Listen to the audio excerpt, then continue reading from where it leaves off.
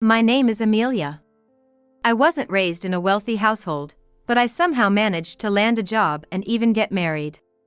My husband's name is Edward, and he works at a luxury hotel. I really thought I was going to have a happily ever after. But I never imagined it would end up like this. It wouldn't be an exaggeration to say that my childhood home was below average in terms of wealth. I was brought up in such a home, but I don't hold even a speck of resentment towards my parents. They gave up all their luxuries for me, took me places to play, and taught me about the different cultures of those places. I wonder if they loved geography, but as a child, I often thought they were trying too hard for my sake. I didn't want to make my parents go through any more trouble for me. So, I decided that I would work as soon as I graduated from middle school. My mother would say to me, "You really should at least finish high school. It might be tough to find a job in the future," and my father would add, "That's right. We have enough saved to send you to high school." I was really happy about their feelings, but even more than that, I had a strong desire to make life easier for my parents as soon as possible. It's all right. The sooner I start working, the sooner I'll start earning more, I said, with little certainty. But just like my parents said, there was no guarantee that I would be able to find a job anywhere. At that time, I had a friend who was a foreign girl who had immigrated when we started middle school. Her name was Jessica, and like me, her family wasn't rich. Maybe that's why we got along so well and always played together. Since Jessica could speak some English, we managed to have conversations. Without realizing it, I was learning Spanish while talking with her. By the time I was in the 9th grade, I could hold conversations in Spanish pretty well. Perhaps it was my Spanish skills that did it, because, lo and behold, a certain travel agency decided to hire me. They saw value in my ability to speak Spanish. Jessica and I, having both left school after junior high, began working and gradually lost touch. But I was single-minded in my work, determined to earn money. As time flew by, I found myself at 26 years old. There was a lounge in a hotel that I frequently used for work. It was a high-end place, but cozy, and the snacks and coffee menu were reasonably priced. We would have our meetings there with the staff. At that time, the waiter working there was Edward. The hotel hosted many foreigners, so he seemed to speak Spanish as well. Sometimes I would be there with foreign guests too. Maybe it was because we both spoke Spanish, but something just clicked between us. Edward struck up a conversation, and before I knew it, we were in a whirlwind romance that led to marriage. For a girl from a poor family to get married, it's quite the deep feeling when you think about it. Regardless, I was expecting to start a new and exciting life. However, the reality turned out to be the exact opposite. When we were getting married, Edward had a request. "If it's okay with you, Amelia, I'd like to live within my family home."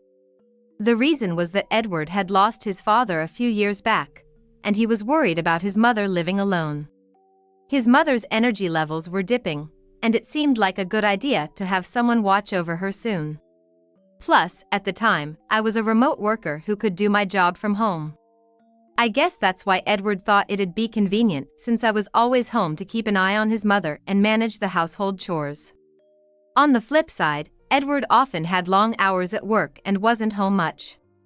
With his scarce days off, having me, a home-based worker, around must have seemed like a good arrangement to him.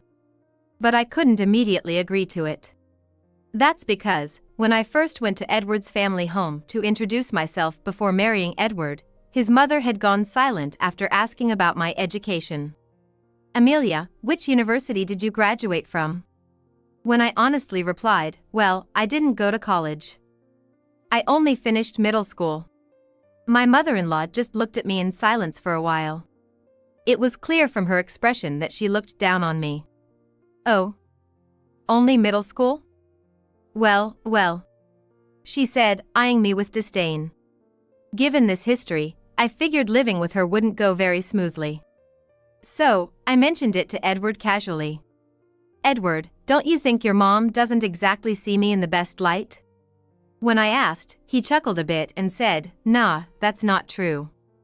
Mom trusts me, and I'm sure she's got no bad feelings toward my wife either. Hearing that made me think maybe I was overthinking things. Edward also promised that if anything came up, he'd speak to his mother on my behalf. With that assurance, I agreed to move in with his family. But once I actually started living there, things were far from perfect. It was like a slap of reality. Whenever Edward and I visited his family's house, his mother would speak to him with such warmth. "Edward, thank you. I'm so grateful you're living with me." And Edward would respond, "Of course, I knew it would help you out." From my perspective, they seemed like such a close mother and son.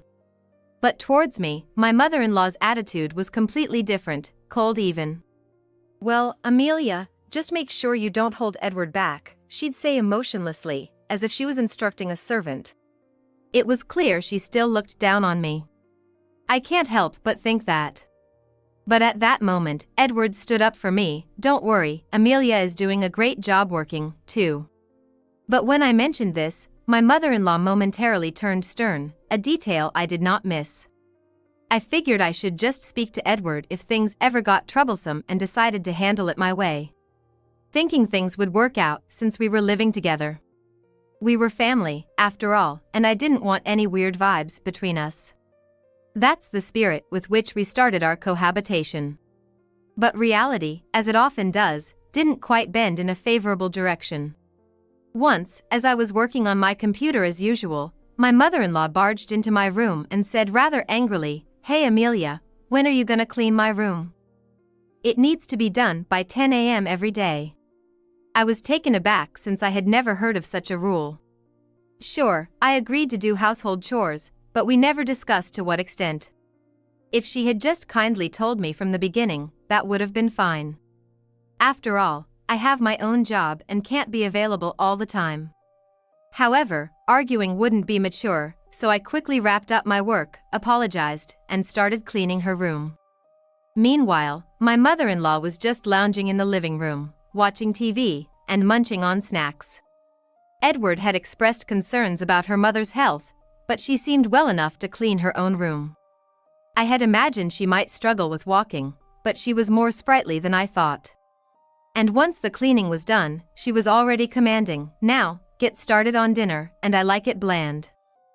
I won't stand for anything too strong." She even told me to go shopping for ingredients right away. I thought it was too early to start prepping, but then figured I'd get it done and go back to my work. But when I returned from shopping, my mother-in-law was, unsurprisingly, still slacking off. It's hard not to get annoyed, but I chose to hold back and just get things done. Probably being tested by her. I believed she'd understand in time. But that hope lingered for months on end. There were days when the complaint was that I was 5 minutes late in getting the laundry in, or that the bathtub wasn't cleaned properly, nitpicking to an almost obsessive degree. Before I knew it, I ended up doing all the chores around the house. And yet, my mother-in-law just lazed around at her leisure.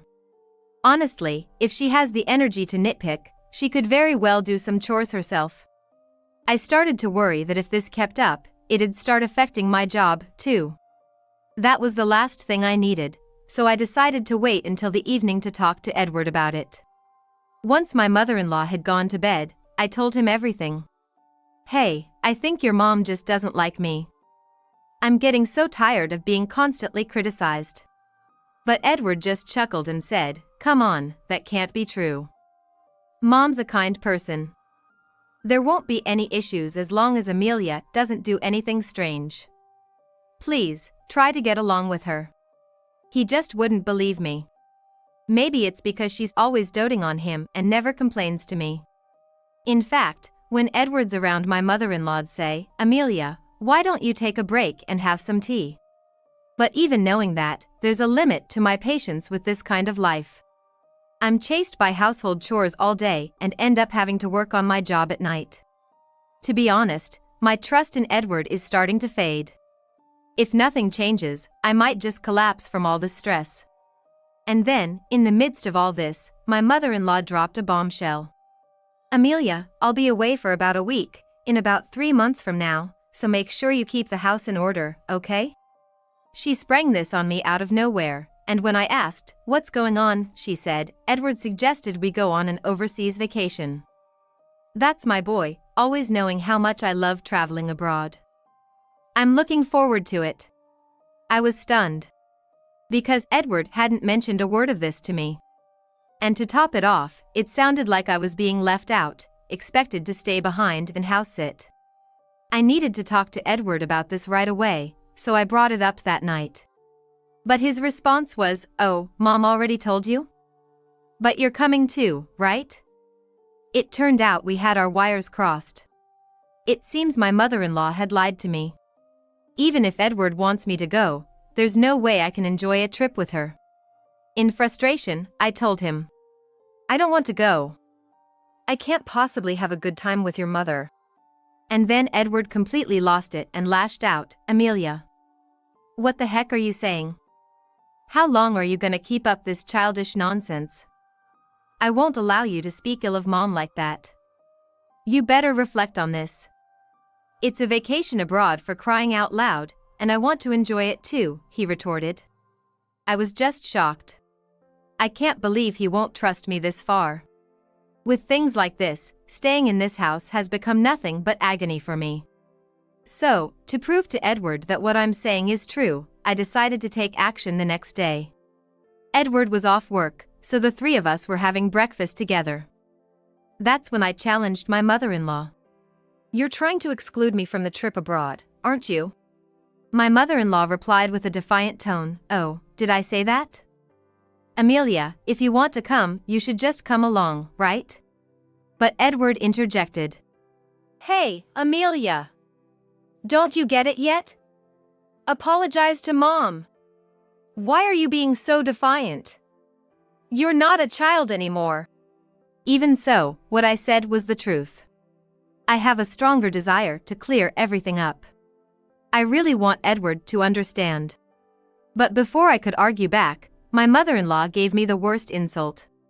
"Well, maybe Amelia should just stay home, right? It's too early for someone like you to travel abroad.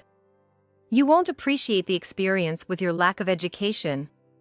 And besides, lazing around at home every day without working. Do you even deserve to go abroad? You know it, don't you?" I was floored. To think she still believed I was unemployed. I had explained about my job even during our greetings. "I've told you what my job is, haven't I?" When I confronted her, she looked down on me. "What job? Remote work? Don't joke with me. You're just playing on the computer at home. It's been getting on my nerves every day. There's no way you're making money with that. You're just stealing Edward's earnings." She blurted that out. That really made me mad. But before I could retort, she went even further. "I have Edward, and that's enough for me. Edward can speak Spanish and works at a renowned hotel. There's no need to waste his earnings on a woman like you. Uneducated and unemployed. A bottom feeder like you should just leave as soon as possible." She just went on and on. After all her tirades, Edward must have understood what I was saying. As I looked at Edward, he made an unexpected remark. "Well, I can understand how Mom feels. Maybe Amelia needs to cool off a bit," he said nonchalantly as if he was fed up with me. At that moment, I made up my mind. I can't follow this parent and child anymore. My mother-in-law told me to get out, but I still wanted to confirm. "Am I really supposed to leave?" Laughing, she said, "Of course. Leave as soon as you can. We don't need bottom feeders like you around." So I said, "Understood," and started preparing to move out. I just nodded to the two of them and left the house. As I was leaving, my mother-in-law called after me with a sneer, "Enjoy your poor life as it suits a bottom feeder like you. But they don't realize that retribution will come upon them." About 3 months after I left the house, around the time when they were scheduled to go on their trip abroad, my mother-in-law called me. "Amelia, I finally got through to you." "What in the world is going on?" She sounded quite frantic. "But first," I said, "I'm surprised you managed to call this number." She replied, "Of course, I tried several times and couldn't get through." I even called your parents' house to get your new number. I did tell my parents that either Edward or my mother-in-law might call. If they do, they should call back at this number. What's wrong? I asked her. In a panicked tone, she said, "What's wrong?" "We're getting all sorts of collection letters." "Help me out, I didn't know about any of this." "Well, that's expected. You haven't been paying the utilities, have you?" I simply answered what was expected, but my mother-in-law seemed to be in a world of her own. "I had absolutely thought Edward was covering our living expenses, to find out you were paying for everything. Why didn't you tell me? I had no idea you were making that much money." It's kind of too late to be bringing this up now, but maybe Edward finally told her the truth. That's right. I had already started my own business, using the expertise I gained from the travel agency I used to work for. And now, it had grown to the point of earning $20 million, being widely accepted around the world. What shocked my mother-in-law even more was probably Edward's income. Just because he worked in a lounge at a well-known hotel doesn't mean he was raking in the cash. If anything, Edward was just an average Joe on the payroll, on the lower end, I'd say. And Spanish? That hotel is crawling with Spanish speakers. Even if he could speak it, it wasn't anything to write home about. There's no way his income could cover the living expenses for 3 people. In reality, just making ends meet for himself was all he could manage. So it's ridiculous that she hadn't realized until a collection notice came that I was the one paying all the living expenses for my husband's family. But the more I listened to my mother-in-law, the more appalling facts came to light.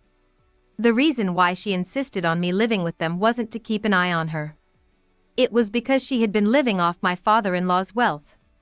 But, blinded by a temporary influx of cash, she had spent lavishly until there was nothing left. That's when she turned to Edward, who she presumed was earning well. But Edward knew his income was low. And he was somewhat aware of my earnings, which is why he turned to me for help.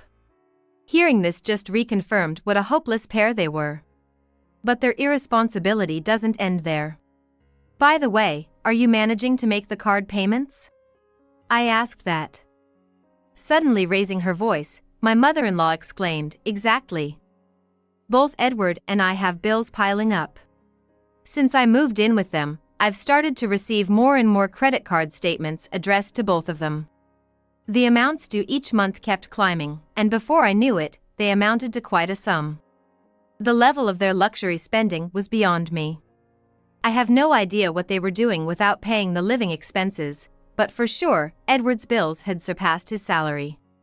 And my mother-in-law hadn't kicked her old habits of lavish spending. It seemed they both had gotten themselves into debt, now totaling over $40,000. And what's more shocking is they thought Edward would somehow manage it, if it was just a bit of debt, as my mother-in-law put it, and Edward thought Amelia would take care of it if things got tough.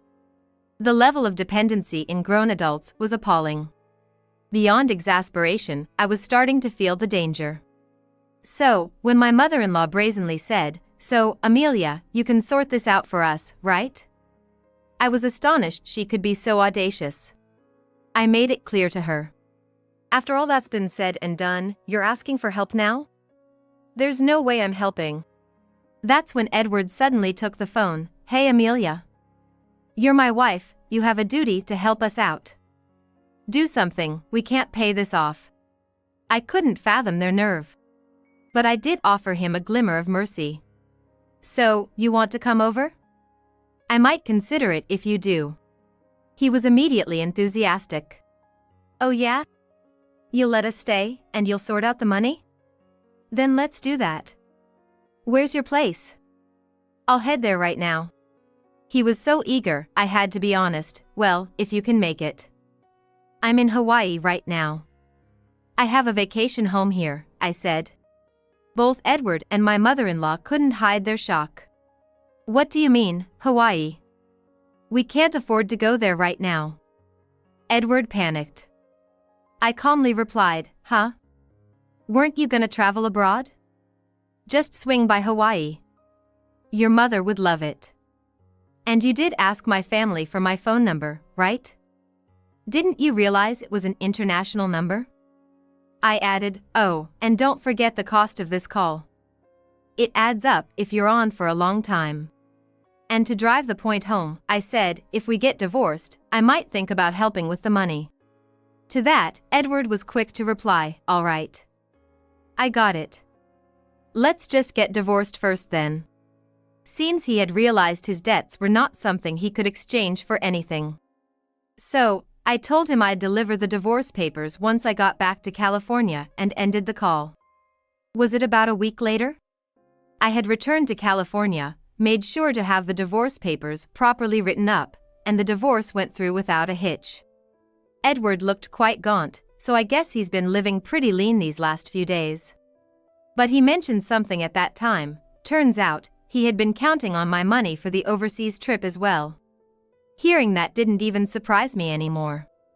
They probably thought I would pay off their debts. But of course, I had no intention whatsoever of doing that. What I proposed was, first of all, for both of them to stop living so lavishly. And then, for Edward and my mother-in-law to work their tails off. I told them if they did, they could eventually pay off the debt and at least manage the bare necessities. When Edward heard this, he lashed out, hey, that's not what you promised. You were supposed to think about the debt. But I was like, that's why I did you a favor, by thinking of a way for you guys to handle your debt repayment. So, good luck. Once you can afford to travel abroad again, I'll invite you to my Hawaii villa, I said with a touch of sarcasm, and left their place. Afterward, they both seemed to be working themselves to the bone from dawn till dusk, barely scraping by. It's probably a good lesson for them, since they've had it easy until now. On a different note, I heard that Jessica also built a house in Hawaii, and I had a reunion with her after so long. She took up a job that took her around the world after graduating middle school and now seems to be a company president just like me. She had her parents come over to the house she bought and they are living it up together. So, I called my parents over from California and we started living here. Now, I sometimes visit Jessica's place. We both feel blessed to be able to give back to our parents, and we encourage each other as we work hard at our jobs. The land that was in my mother-in-law's name, I've gone ahead and changed it to my name. The eldest son's wife, who had unilaterally changed the deed of the land I inherited from my late husband into her name. It's true that we never got along, but I never expected her to go this far. When I looked to my eldest son for help, there he was, looking at me with a cold gaze. Always picking on my wife, you're the worst, Mom. If you have even a shred of remorse, just graciously hand over the land to my wife and show some sincerity by living out the rest of your life as a maid. My eldest son was taking his wife's side. Let me be clear, I never intended to pick on her. If anything, I was the one being bullied. But in this situation, I didn't think anything I said would get through. I became so fed up with trying to persuade them, I decided to leave, just as the eldest son's wife suggested. So I should be the one to leave, right? I asked to be sure, only to be mocked for not crying and for putting on a brave face. But I wonder who's really putting on a brave face. After I leave, what will become of these two? They probably haven't realized yet. My husband and I were both in our late 50s. We have 2 sons who are both married with their own families, living away from home. So now, it's just the 2 of us, a quiet couple's life. Where we live is the epitome of the countryside that anyone would imagine. Without a car, it's inconvenient to get to the nearest train station, and there's a bus, but it only runs about twice an hour during commute times and doesn't operate on Sundays or holidays. There's a liquor store that doubles as a convenience store, in name only, standing alone at the center of the village. My eldest son despised this rural lifestyle. He wanted to go to a more prosperous high school in the nearby area, but ended up reluctantly attending a local agricultural school because his grades weren't good enough. With that resentment, upon graduating high school, he left home as if fleeing. My eldest son married a woman he met while living in the city he always dreamed of, and he has continued to live there, rarely visiting his childhood home. The eldest son and his wife have returned home a few times for marriage greetings, but other than that, they don't come by at all, nor do they get in touch. Still, they are family, and sometimes there are urgent matters that can't be ignored. In our family, it has been the daughters-in-law who have traditionally handled matters concerning the house. Even without close friendships, it's been that way. So, when I've needed to see my eldest son's wife, I've been the one to make the trip. Because my daughter-in-law really dislikes the countryside. When I visit, she says I bring a country smell and sprays air freshener around me. At first, it bothered me, but now I've learned to let it slide as a trivial matter. Especially because our relationship is already distant, and I didn't want to make it more awkward. Meanwhile, my second son lives in a remote area due to his job. The town where the second son and his wife live isn't much different from the rural town where he grew up. The second son says driving isn't too much of a hassle for him, and he often comes home to check on us, his parents. His wife is a charming woman with a generous nature, and we share similar values, which is why our relationship with her is exceptionally good. Then, while still in my late 50s, my husband passed away unexpectedly. I was engulfed in sorrow. My husband often said that when he passed away first, his only wish was that I wouldn't struggle and would complete the rest of my life without hardship. He said that if the land and house that have been passed down through his ancestors became too much for me to handle or a hindrance in my life, I should prioritize my life over them. In other words, once I inherited them, I could do as I pleased.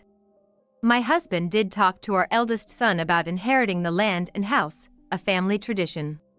But my city-loving eldest son, and especially his wife, vehemently refused, saying, unless it's prime real estate in a major city like New York, inheriting worthless rural land is pointless. So, the eldest son followed her wish and desired something else.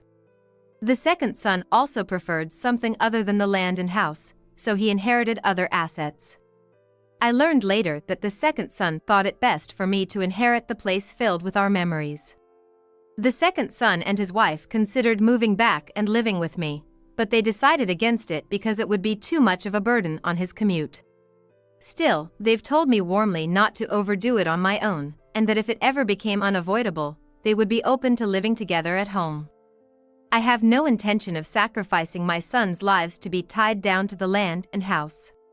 When the time comes, I'll make a clean decision.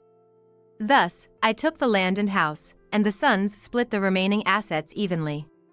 After a while, development began nearby, and the value of the land started to rise. I'm in my 60s now, but I still have plenty of energy and enthusiasm for country life.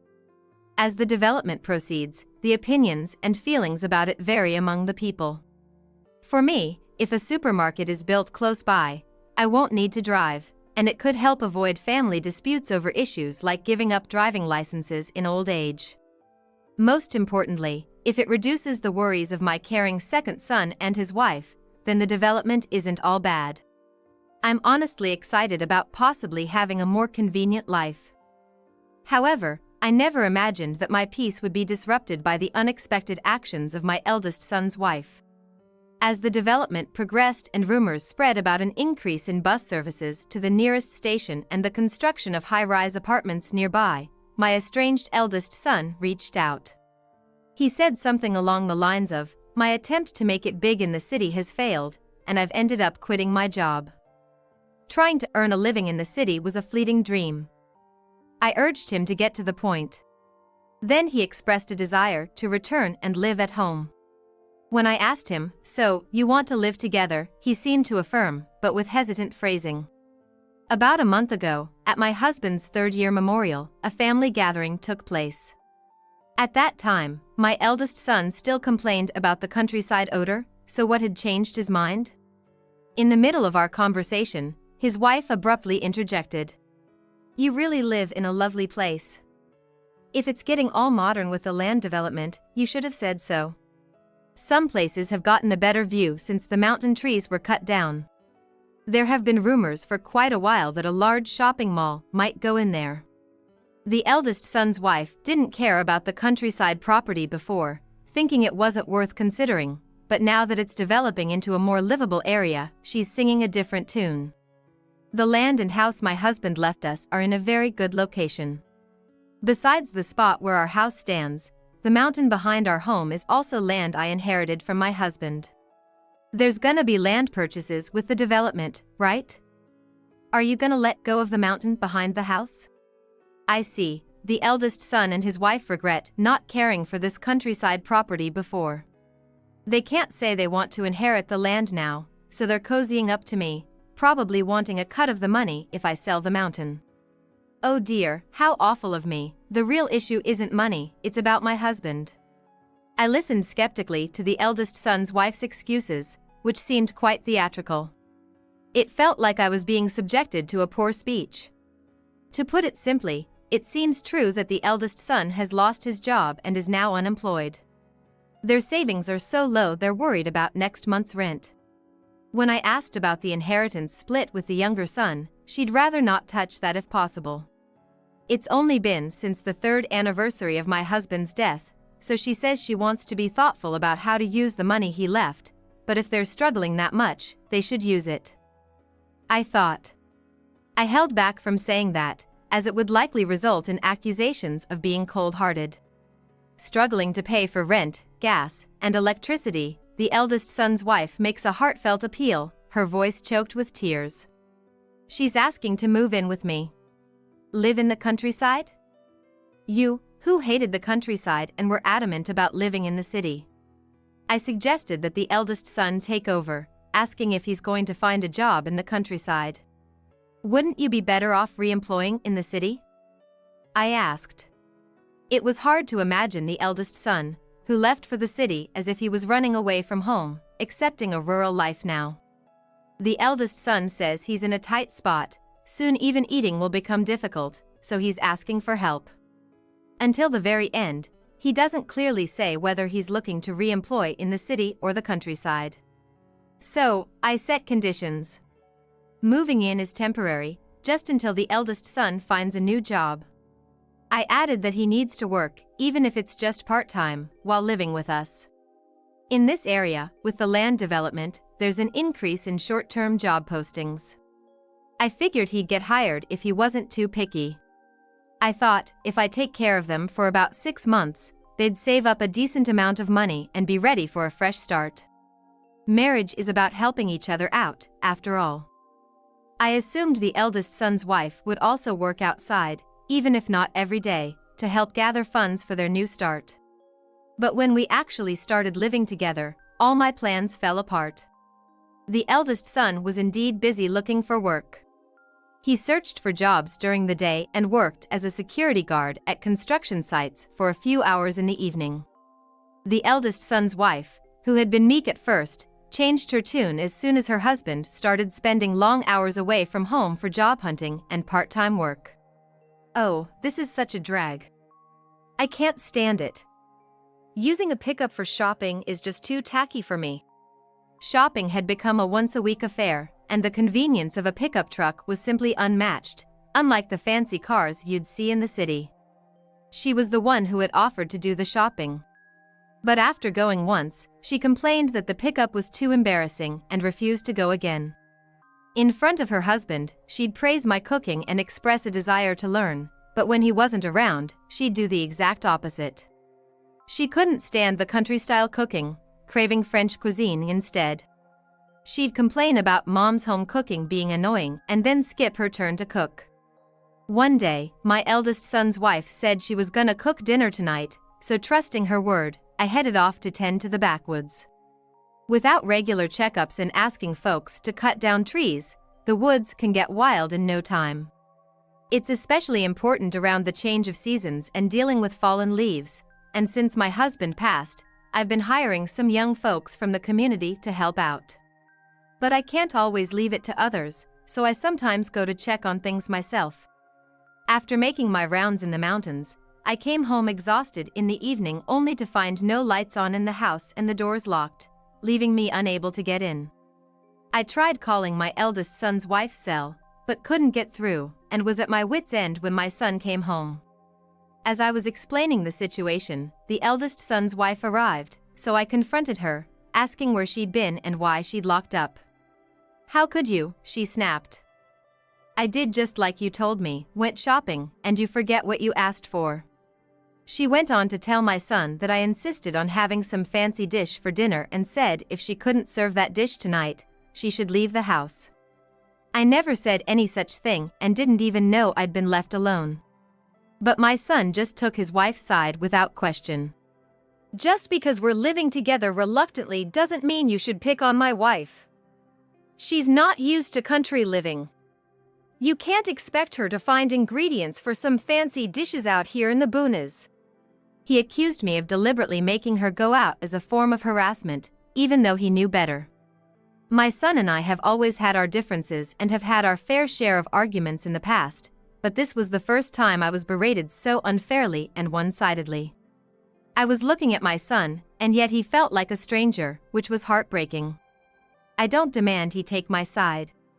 But in the world, husbands tend to have a happier marriage when they side with their wives, and my late husband always stood by me. However, he always made sure to listen to both sides, so we had a good relationship with his mother while she was alive. But my son just yells at me, taking his wife's word over mine. Suddenly he turned surly and said, "Well, that fancy dish you're so keen on? Go ahead and make it yourself and eat all you want. I'm taking my wife out to eat." He snatched the keys from his wife and threw them at me before heading back the way he came.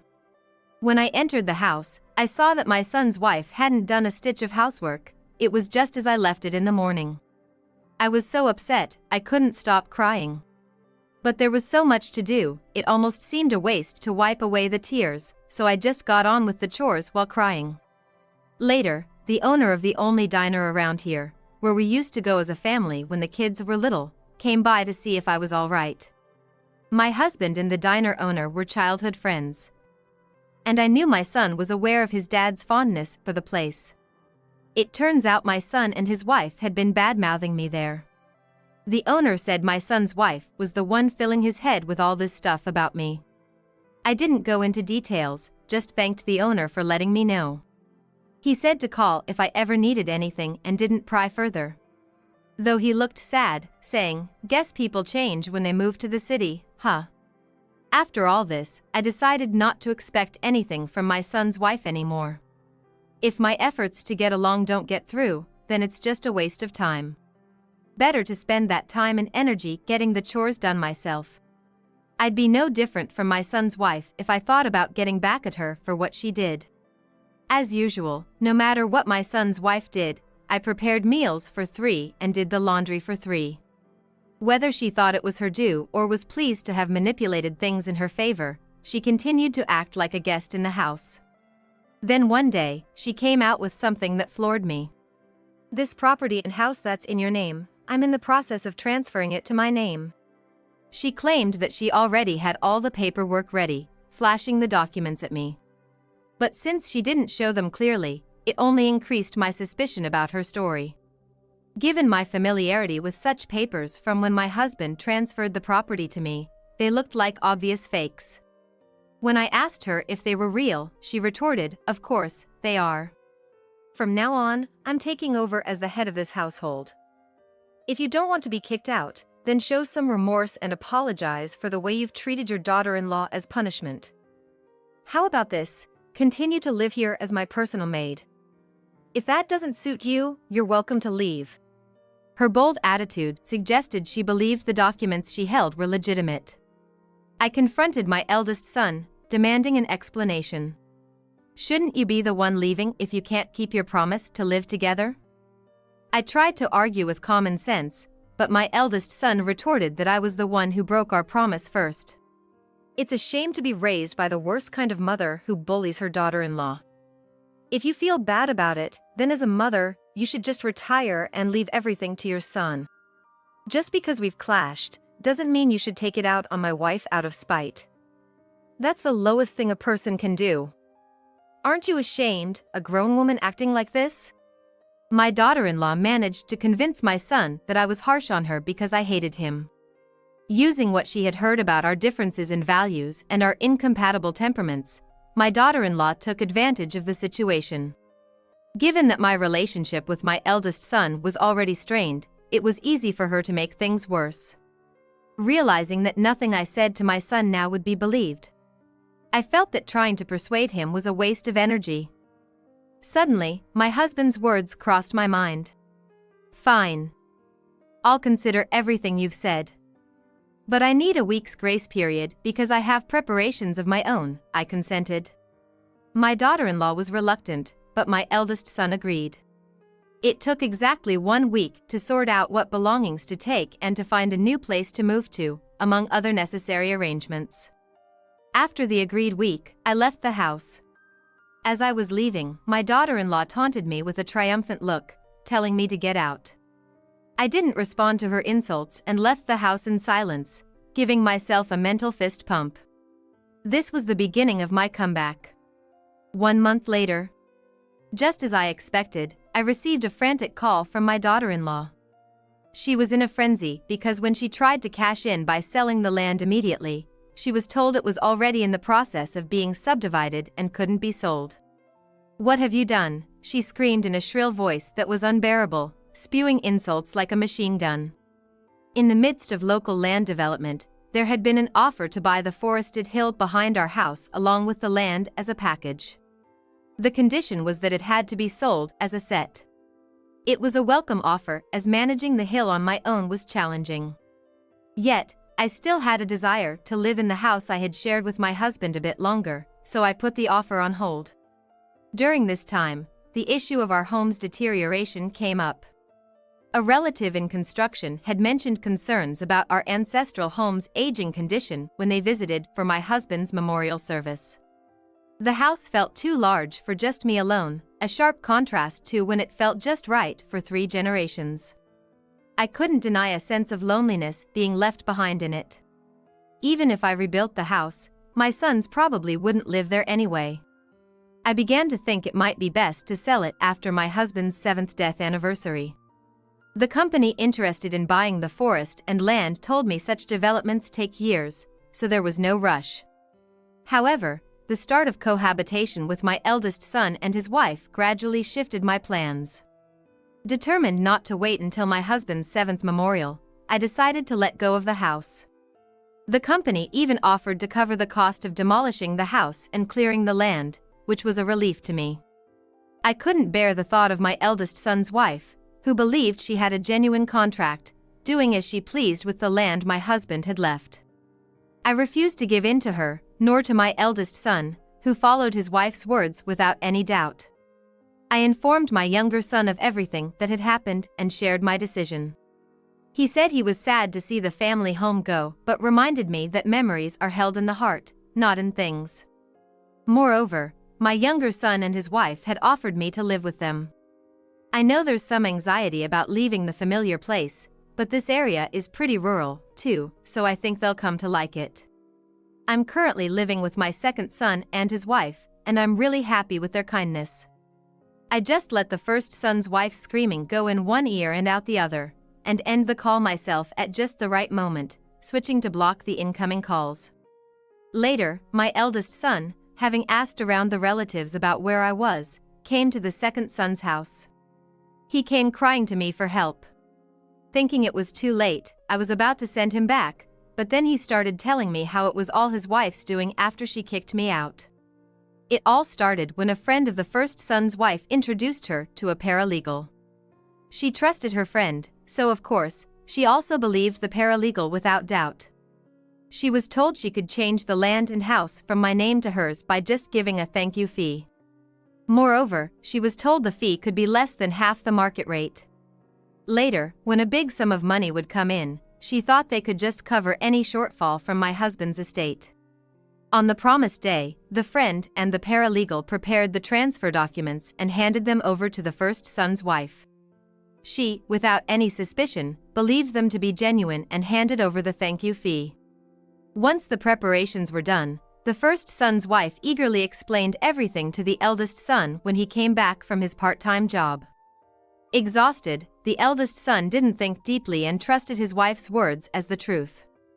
If you think about it, it's a strange story that the wife becomes the homeowner while her husband is still alive, but she convinced him by saying, "It'll be more convenient for your mom if it's in my name."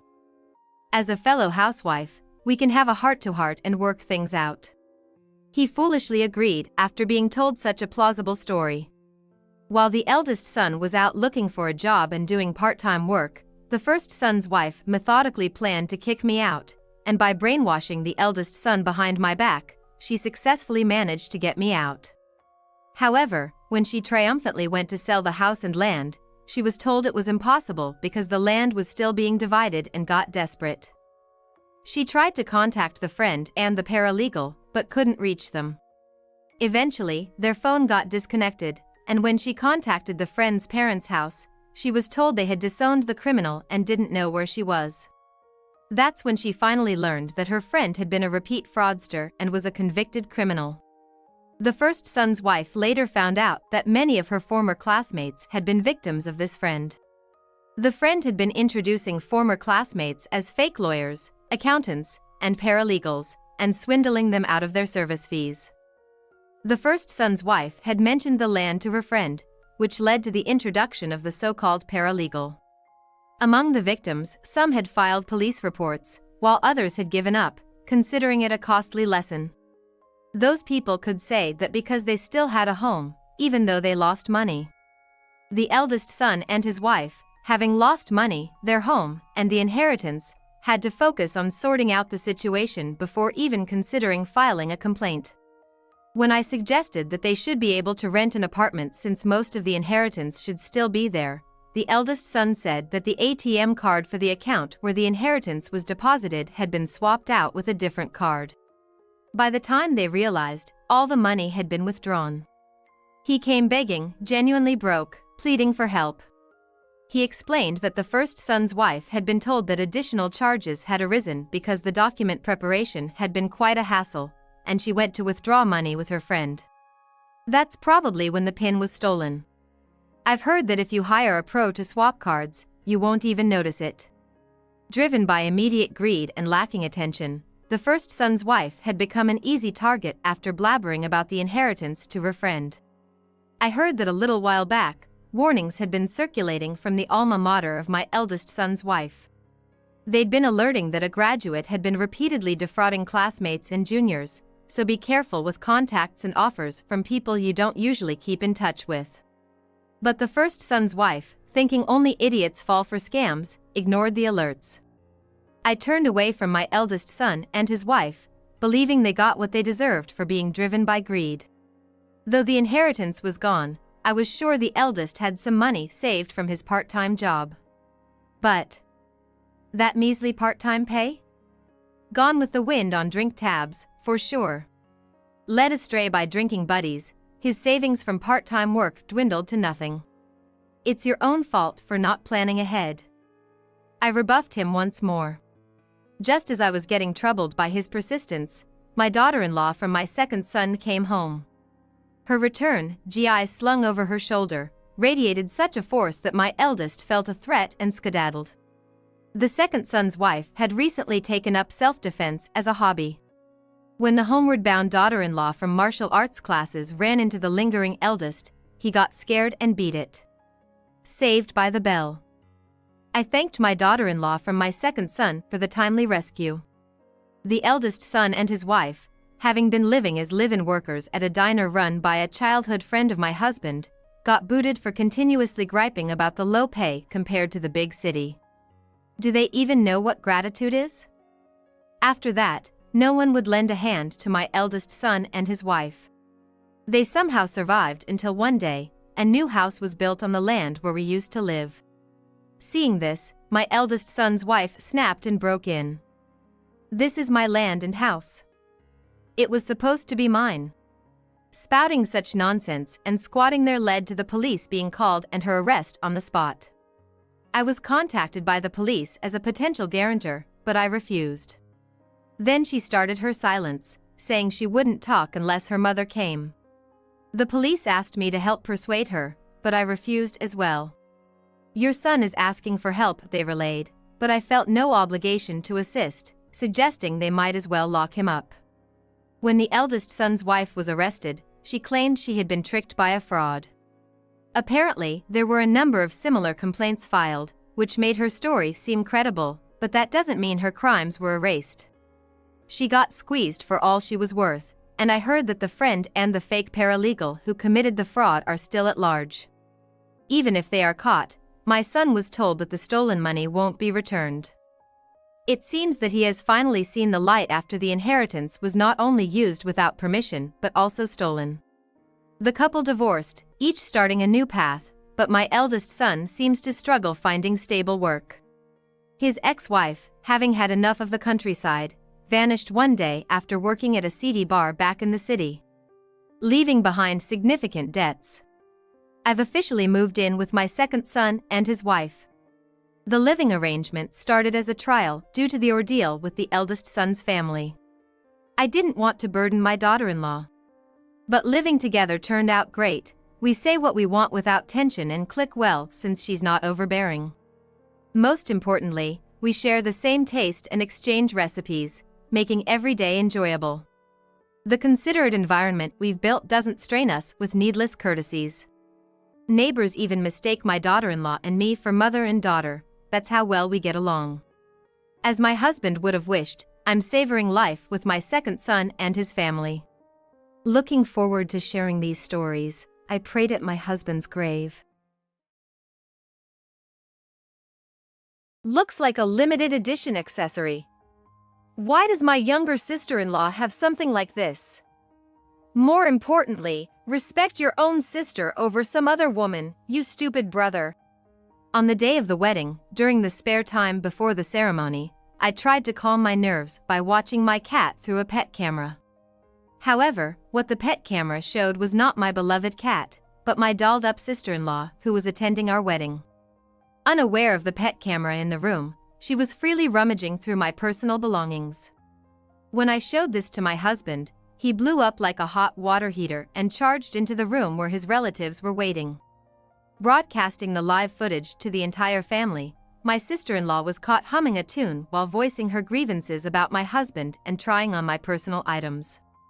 Upon seeing her outrageous behavior, my in-laws turned pale and rushed out in a hurry. Minutes later, a devastating comeuppance was in store for my sister-in-law, who thought she had not been caught and took bold actions. I have been working at the company I joined in my final year of university for 3 years. About 2 years after I started working, a male colleague, whom I began to regard as more than a friend, confessed his desire for a serious relationship with the intent of marriage. I accepted his proposal without hesitation. A year has passed since then, and we are now in full swing preparing for marriage. Our new home is located not far from my in-laws' place, and with the pretext of a wedding gift, both our parents contributed little by little, and we bought a pre-owned single-family home. The remaining amount of the purchase price was covered by a mortgage, but since both my husband and in-laws agreed I should keep working post-marriage, we were optimistic that working together would allow us to pay it off sooner. There was a reason for choosing a single-family home. I have an extraordinary love for cats, and I lived surrounded by several cats at my parents' home. When I decided to attend a university in another state and had to live alone, of course, I never considered parting from my cats. My parents strongly opposed me taking a cat with me to live alone, but I persuaded them by saying I would work part-time and take responsibility for it. In the end, I was only able to bring one cat from my parents' home, but I pride myself on not letting my cat feel deprived while I balanced my studies and part-time work. After graduation, I continued to live in the same pet-friendly apartment, but post-marriage, it was undeniable that the apartment was too small. I was very sad at the thought of possibly having to return my cat to my parents' house. To me, cats are almost like soulmates. Having my dear cat with me has allowed me to endure tough exams and overcome the loneliness of living alone for the first time. My husband was aware of my passion for cats even before we started dating, so he was okay with keeping a cat. However, it was challenging to find a pet-friendly apartment or condo. Finding a small space suitable for a single person wasn't too hard, but considering 2 adults and the possibility of children in the future, along with rent considerations, the search was proving difficult. One day, when we went to my in-laws' house for wedding introductions, I hit it off with my mother-in-law over our love of cats. My mother-in-law, though an in-law herself, was a local like my in-laws, so I thought she might have information on pet-friendly rentals and consulted with her. She was thrilled at the prospect of living with a cat and suggested, with much excitement, "Why don't you just buy a single-family home?" As it turns out, my mother-in-law loves cats and lived with them before marrying, but had to give up cohabiting with them after discovering my father-in-law's cat allergy. With this background and perhaps feeling a bit guilty, my father-in-law didn't argue against the idea and decided to help fund our home purchase. It didn't seem fair to rely only on my in-laws, so when I explained the situation to my parents, they offered to help for the sake of the cat. My father kept insisting it was strictly for the cat's benefit, but my mother told me, "He's just shy. Don't worry about it, it's a wedding gift," and shared a knowing smile. My dad has always been shy about expressing his true feelings, and it's not like he needed to be shy at a time like this, so my mother and I couldn't help but laugh together. Thus, with the help of our parents, we were able to settle on our new home much sooner than expected, and we decided to move before the wedding. My mother-in-law, who adores cats, is still in her youthful 50s. She works part-time on some days, takes up hobbies, and like clockwork, rejuvenates herself monthly at a cat cafe. Seeing how she's that kind of person, I thought our cat would warm up to her in no time. So I quickly invited her over to our new place, and to my surprise, our cat took to her more than I imagined, and she seemed to have a blast. Ever since then, she's been visiting frequently, not just to play with the cat but also to share long-lasting recipes and secretly spill the beans on my husband's favorite dishes. She really goes out of her way, and it has made my relationship with her very good. My husband and I are already living together in our new home, so it feels like married life has already started, even though the wedding is still ahead. We work at the same company, but once our marriage was decided, my husband got transferred to another department. It seems he had already requested a transfer, so he's pretty pumped about moving to the department he wanted. Our work start times are the same, but we come home at different hours. Whoever gets home first starts preparing dinner, and I think we're doing quite well at splitting the household chores down the middle. During the commute, my husband often reads the newspaper because of his job, while I've made it a routine to check on our cat through the pet camera I installed at home. Even in the crowded train, getting soothed by my cat cuts my stress in half. It's just one good thing after another. The conversation might jump around a bit, but when I went to my husband's family home to formally introduce myself, the in-laws weren't the only ones I met for the first time. I had heard about his unmarried sister since we started dating. My sister-in-law is quite the free spirit, with a passion for international travel. Instead of holding down a regular job, she does various part-time gigs to save up for her trips. Seems like she's living the dream. I always thought it was great to have passions, and folks with their own interests tend to respect each other's and get along just fine. So her not having a 9-to-5 or being spontaneous wasn't a big deal to me. Truth be told, my own decision to work full-time was largely to keep up a lifestyle surrounded by cats. And the appeal of having paid leave in case something happened to them was not lost on me. You don't usually get that with part-time jobs. I'm pretty keen on traveling myself.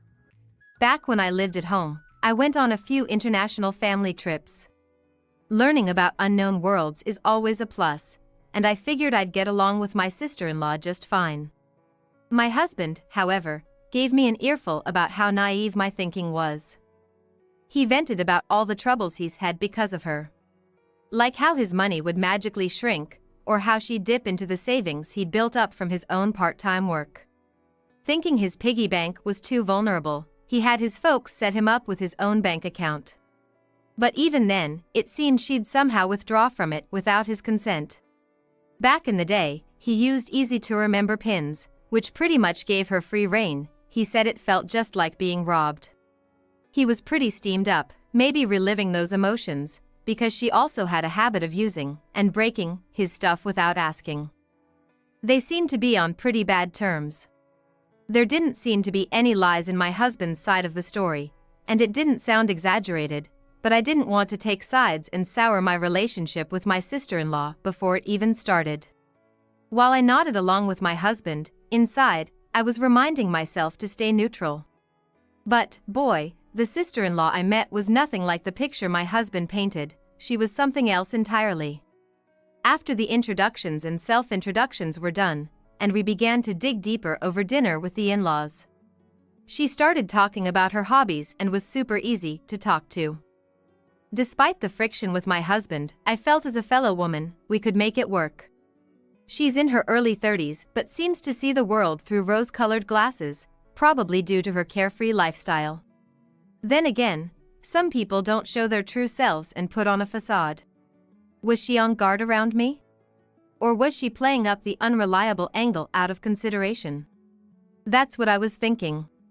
However, as the warm and friendly atmosphere of the gathering reached its later stages, my in-laws formally addressed the start of our family relations with words of encouragement. My mother-in-law, drawing from her experience, mentioned that it's tough to balance work and unfamiliar household chores, so she encouraged us to support each other. Ever since my husband decided to support my career continuation, he confidently assured that he could handle the household chores, having learned the ropes from his mother, who in turn was a bit worried and asked, "Really? If you ever need anything, don't hesitate to ask," they said, and the meet and greet for our wedding should have ended on a good note. That is, until my sister-in-law, oblivious to the mood, chimed in. "Both of you working means you'll be rolling in dough, right? You'll be saving up for a rainy day, huh? If I end up single and an old lady, you'll use that savings to take care of me, right? So, if I never marry, you guys have got my back," she said.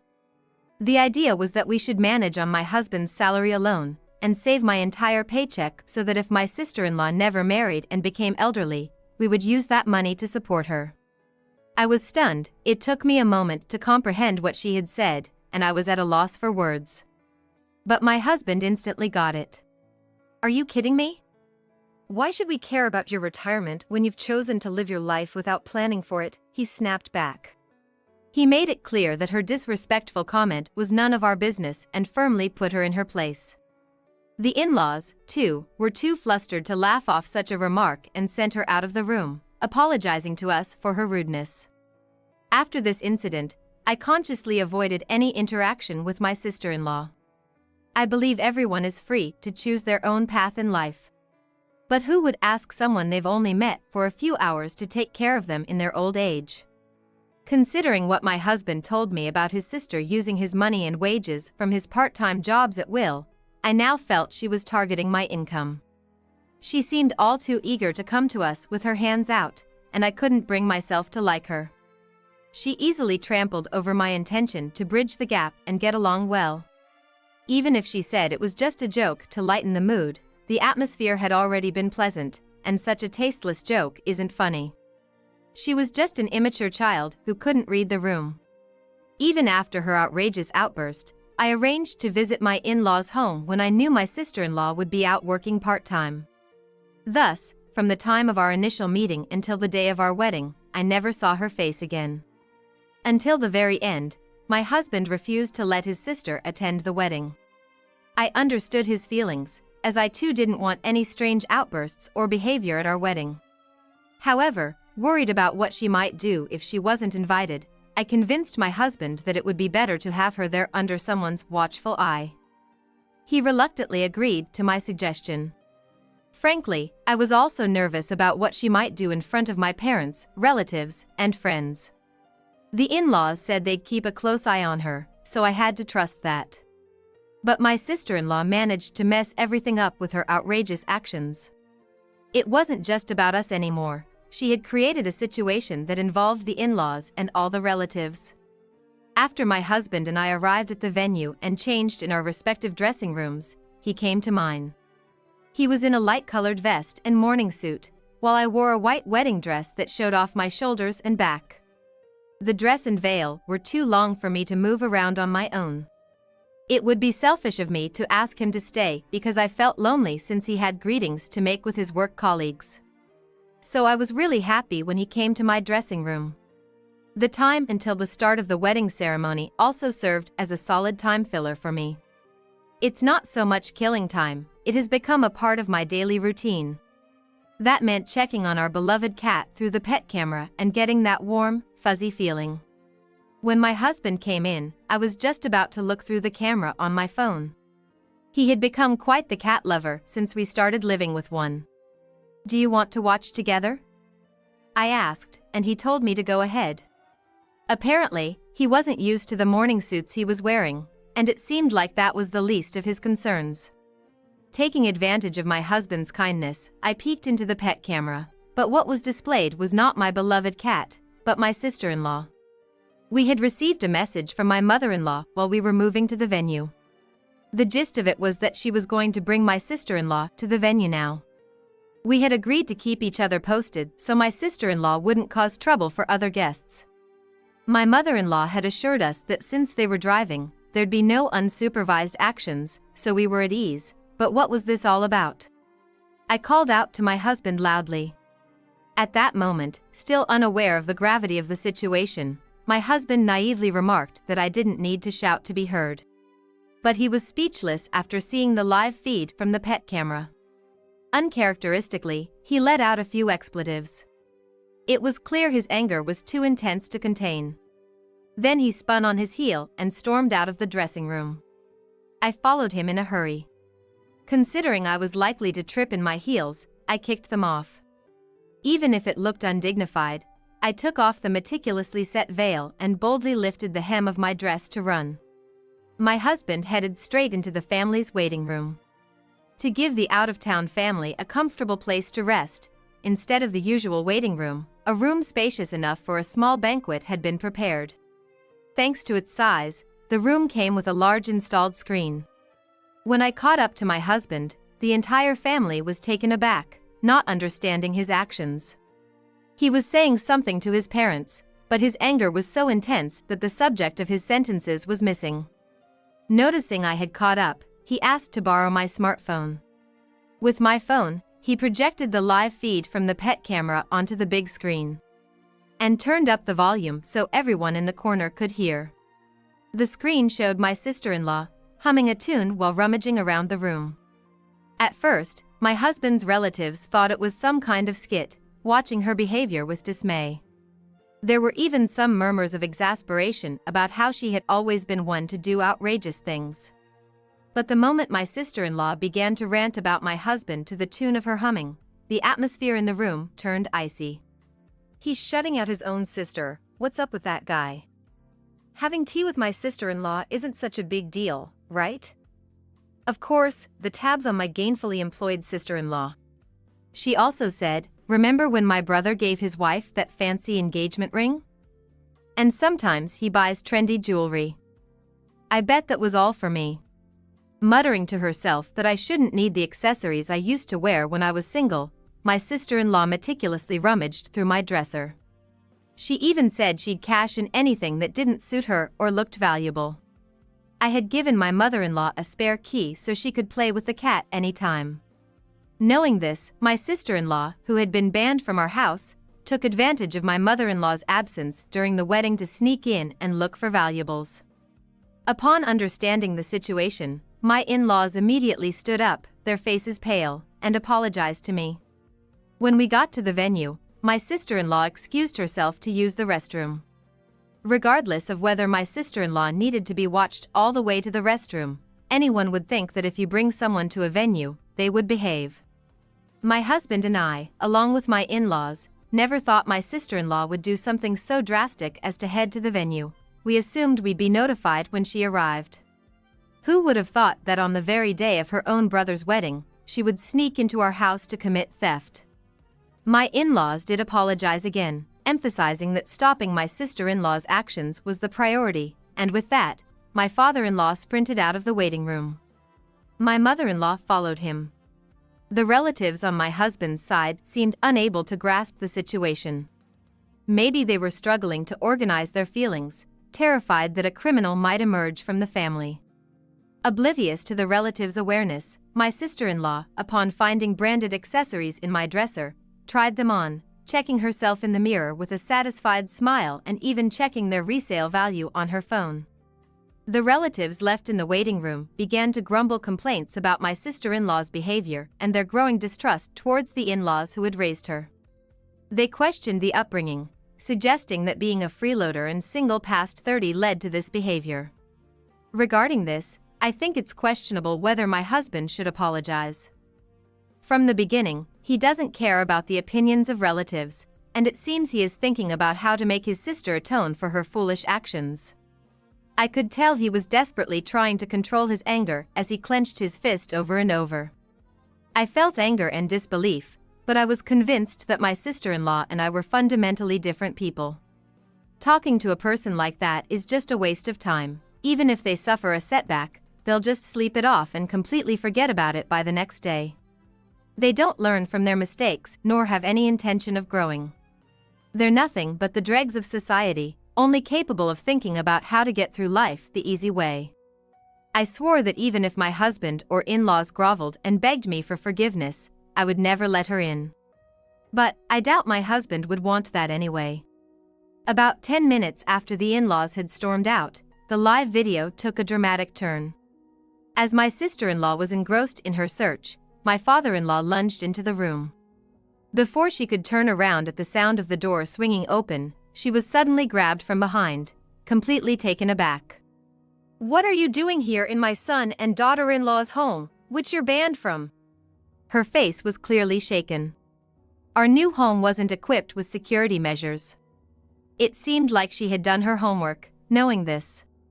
She must have found a way to snoop around without the in-laws' watchful eyes, knowing well enough that my mother-in-law had a spare key.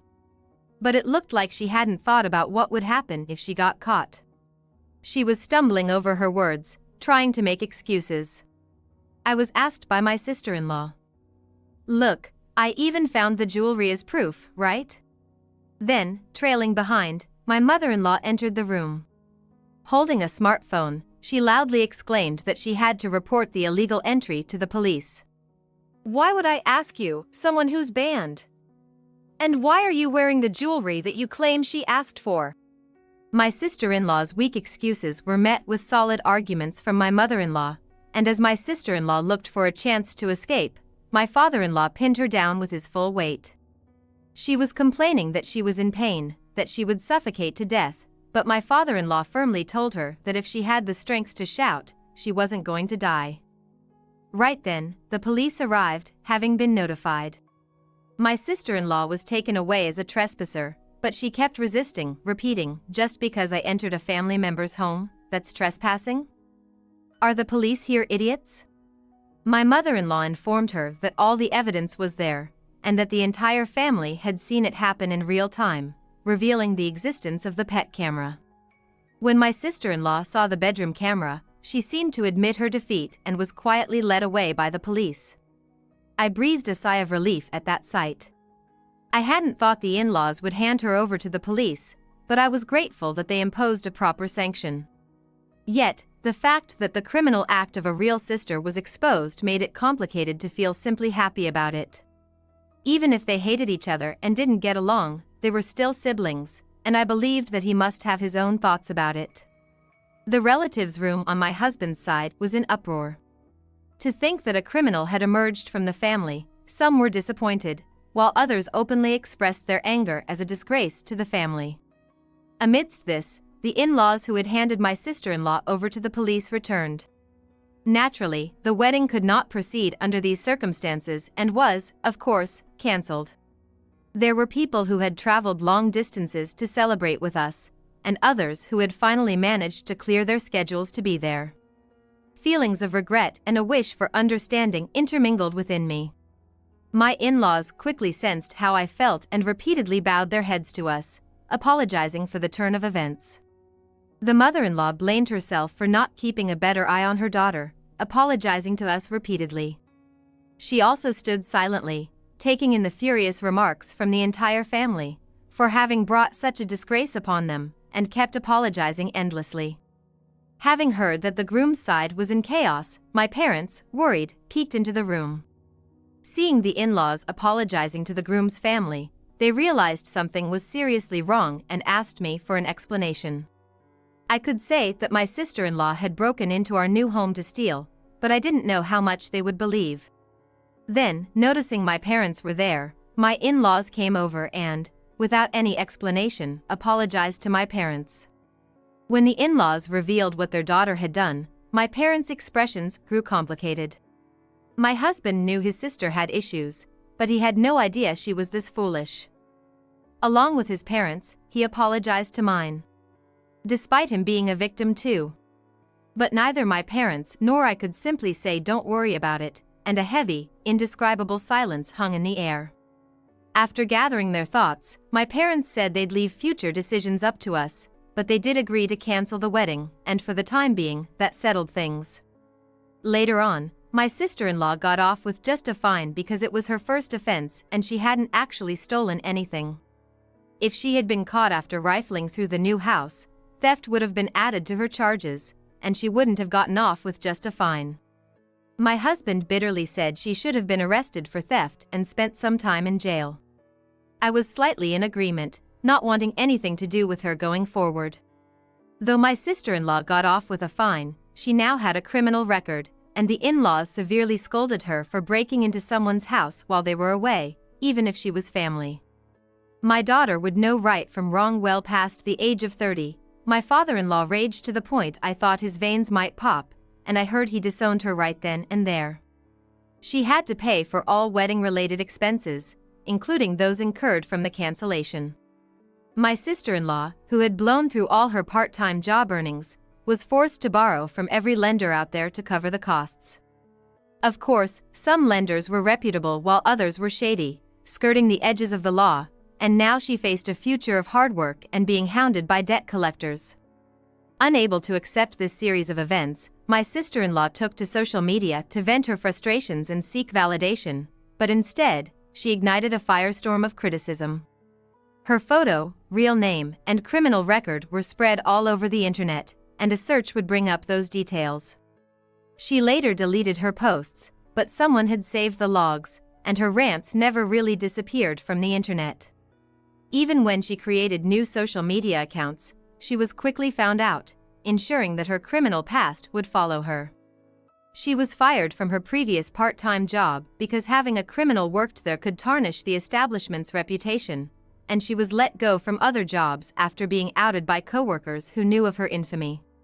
She's currently scraping by, working in physically demanding jobs like construction, barely making her debt payments. It's said that resuming her hobby of traveling abroad is almost impossible now. After all that settled down, we had a small, intimate wedding with just close friends and family. It was a DIY wedding with colleagues and friends, but it was filled with love and will be a cherished memory for life. We've adopted a new cat and are spending our happy days surrounded by the kitty and kind-hearted people. Why is there a person buried in the garden? What? After taking a moment to comprehend, I reflexively covered my daughter's mouth. Of all things, she had to speak up in a situation like this.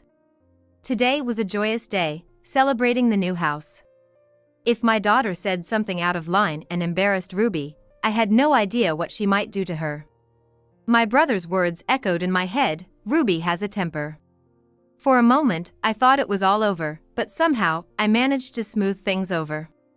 Later, we enjoyed a pleasant time, and I began preparing to head home with my parents.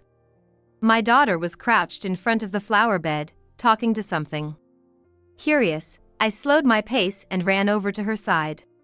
Then, in the next instant, I saw Ruby swinging a baseball bat down hard towards my daughter's head. "Sarah." I reached out desperately. I am Yvonne, 35 years old. I live with my 5-year-old daughter, Sarah.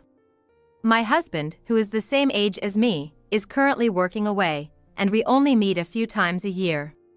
Even if it's for work, it's lonely. Luckily, my parents' house is close to our place. Just about a 5-minute drive away.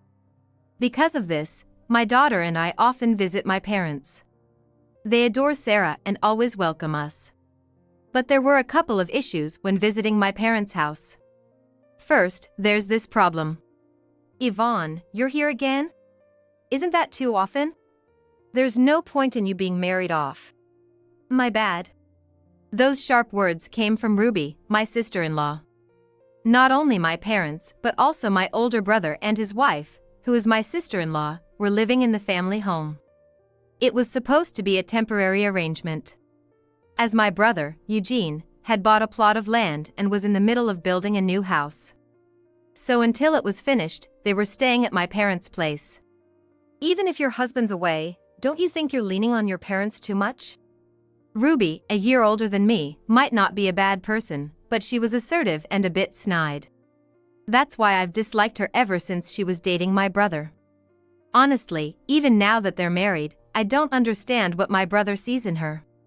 I never understood why she was so hard on me, her sister-in-law. Moreover, she didn't seem to like children much, especially having it in for my daughter. Grandma, let's play. As Sarah took my mother's hand and started bouncing, Ruby made an obviously displeased face. Oh, it's so exhausting when Sarah comes over because she's so noisy. Yvonne, you really should discipline her more. It'll cause problems in the future. Such remarks made me feel uncomfortable. I only came because Sarah wanted to see her grandparents, but every time, Ruby's words gave me a headache. The second issue was about my daughter, Sarah. She has a strange ability to see things not visible to ordinary people and to sense certain things. At first, we couldn't believe it. But when we found lost items exactly where she said they would be, among other slightly eerie incidents, we started to believe. This was a family secret. So, we had kept it hidden from Ruby. I never imagined it would come out in such a way. The long cohabitation was finally coming to an end. My brother and his wife's new house was finished. They were going to move out immediately. I've been looking forward to this. Living together was tough. Ruby whispered to me, and I could only give a wry smile. It wasn't just tough for her. I was relieved that my parents' home was finally going to be a place of peace. My daughter looked at me curiously. Mom, why do you act properly in front of Ruby? You're so laid back with Grandma and Eugene. Well, you see. Eugene and I grew up together, but Ruby just recently became part of our family through marriage. My daughter didn't seem convinced. Sorry, was that confusing? No, I got it. But it's a shame, isn't it? A shame? As I cocked my head, Sarah nodded affirmatively. It's such a shame. We finally became a family, and now we're gonna be separated again soon. What? When Sarah speaks with such conviction, it's frighteningly believable. Separated. Could it be that Eugene and his wife are going to divorce? While it would be a relief for me, I'd feel sorry for Eugene if he were to be upset. After all, they've just finished building their new house, and now to think they could divorce so soon. I couldn't make heads or tails of it. So I just made Sarah promise not to talk about it elsewhere and decided not to dwell on it. Sometime after Eugene and his wife moved, we were invited to their house. For the housewarming, we wrapped a nice sum of money as a gift, and the 5 of us, including my parents, Sarah, and myself, headed over. Eugene's house was about a 20-minute drive from our parents' place. Since my compact car is too small for 5 of us, we had to ask my father to drive his car. It was an old manual transmission, which made me nervous, but my father's a safer driver than I am, so it should be fine. To me, not being able to drive a stick shift, that's pretty impressive. When we arrived, the first thing that struck me was the sheer beauty of the place. A brand new build, indeed. The exterior alone was overwhelming. The yard was spacious, and there was even a brand new flower bed near the bay window. There weren't any flowers planted yet, just soil, but it was impressive nonetheless. Wow! It's so big! Sarah was gleefully running around the yard, shrieking with delight. Hey! Sarah! As I attempted to chase after her, Eugene stopped me. Let her be. If she wants to play in the big yard, that's fine. Oh, thanks. Taking Eugene's word for it, I halted. I kept an eye on Sarah to make sure she didn't stray too far. As long as she was in the yard, she wouldn't get lost or bother anyone. I found myself idly thinking how nice it would be to have a house. That's when Ruby came over, glaring sharply at us from a distance. Hey! Yvonne! You should be watching Sarah properly. Oh. Did she do something? Sarah had been running around, but she hadn't bumped into anything or broken anything. I didn't recall anything that should have caused an upset, but Ruby was angry. Do you normally let kids run wild at someone's housewarming? Don't you think it's bothersome? My apologies. Eugene said it was okay, so I just went with it. That's just Eugene being too nice to say anything. Don't take it to heart. I couldn't afford to upset Ruby any further. I had seen Eugene getting tossed around by Ruby's tantrums many times before. Sorry about that. I'll make sure she behaves.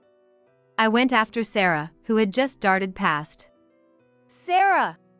Chasing after her, I found her squatting by the flower bed, staring intently at the flower bed.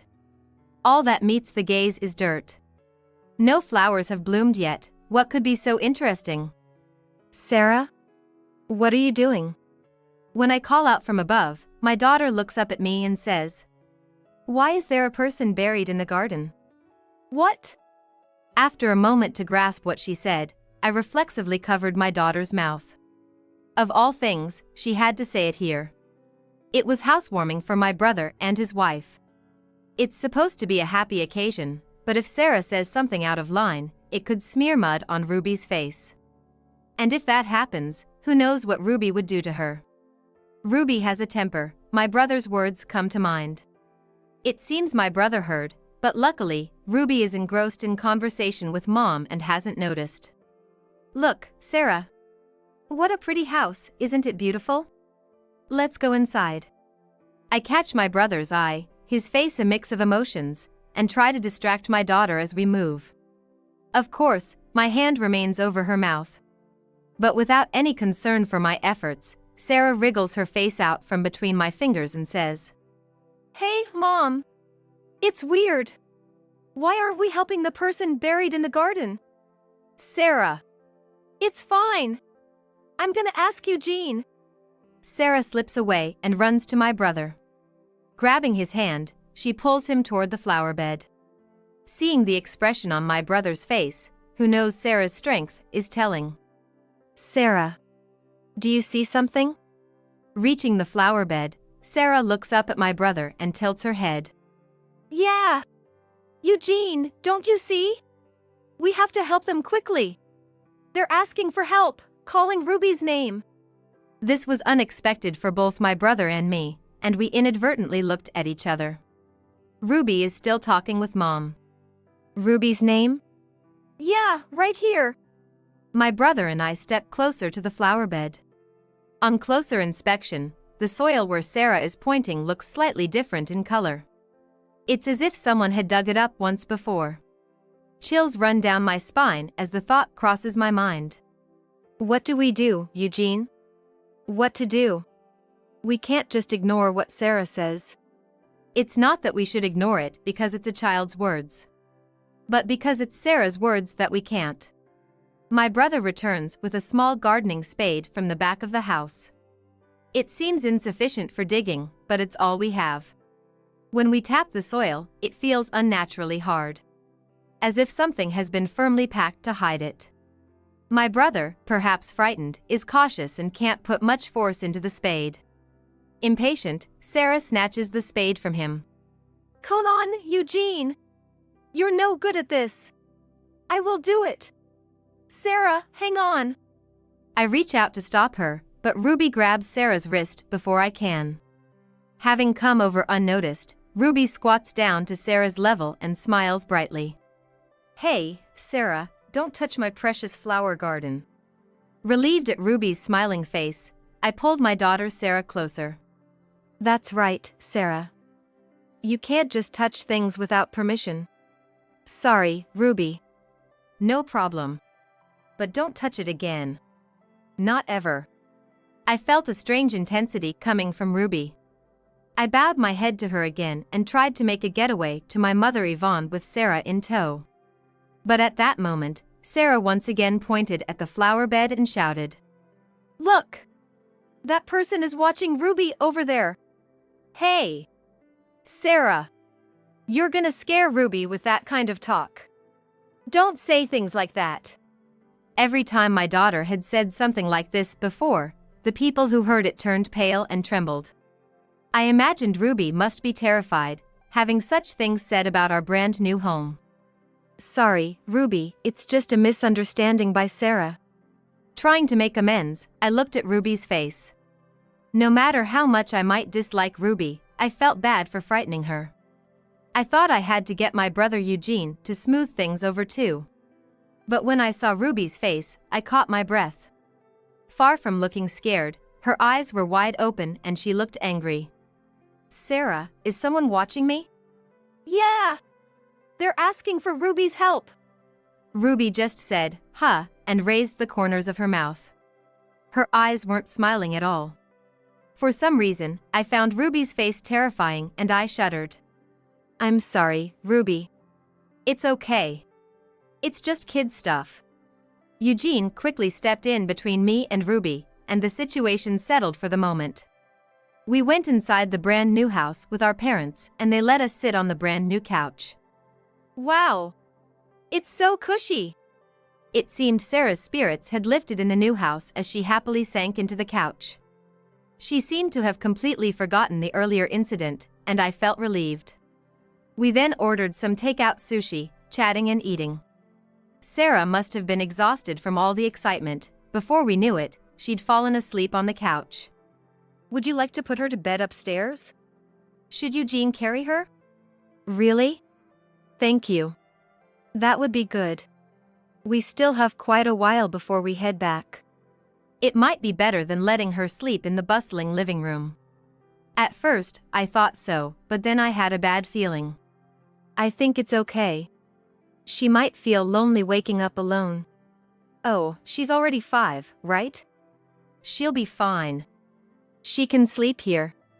Yvonne, you're a bit overprotective, huh? Ruby murmured that and smoothly rejoined the conversation with my brother and parents. Despite the short exchange, I couldn't stop sweating. After a while, Sarah woke up. It's about time to leave. We agreed with our dad and started to get ready to go home. As I was cleaning up the table and washing the cups, my bored daughter tugged on my clothes. Hey Mom, are we going yet? Just a bit longer, okay? We'll leave soon. You're slow. Maybe it's because she just woke up, but Sarah seemed a bit cranky. I didn't want to deal with a tantrum right now, so I decided to hand it over to my mother. Mom, can you please rinse these? Sarah is getting grumpy.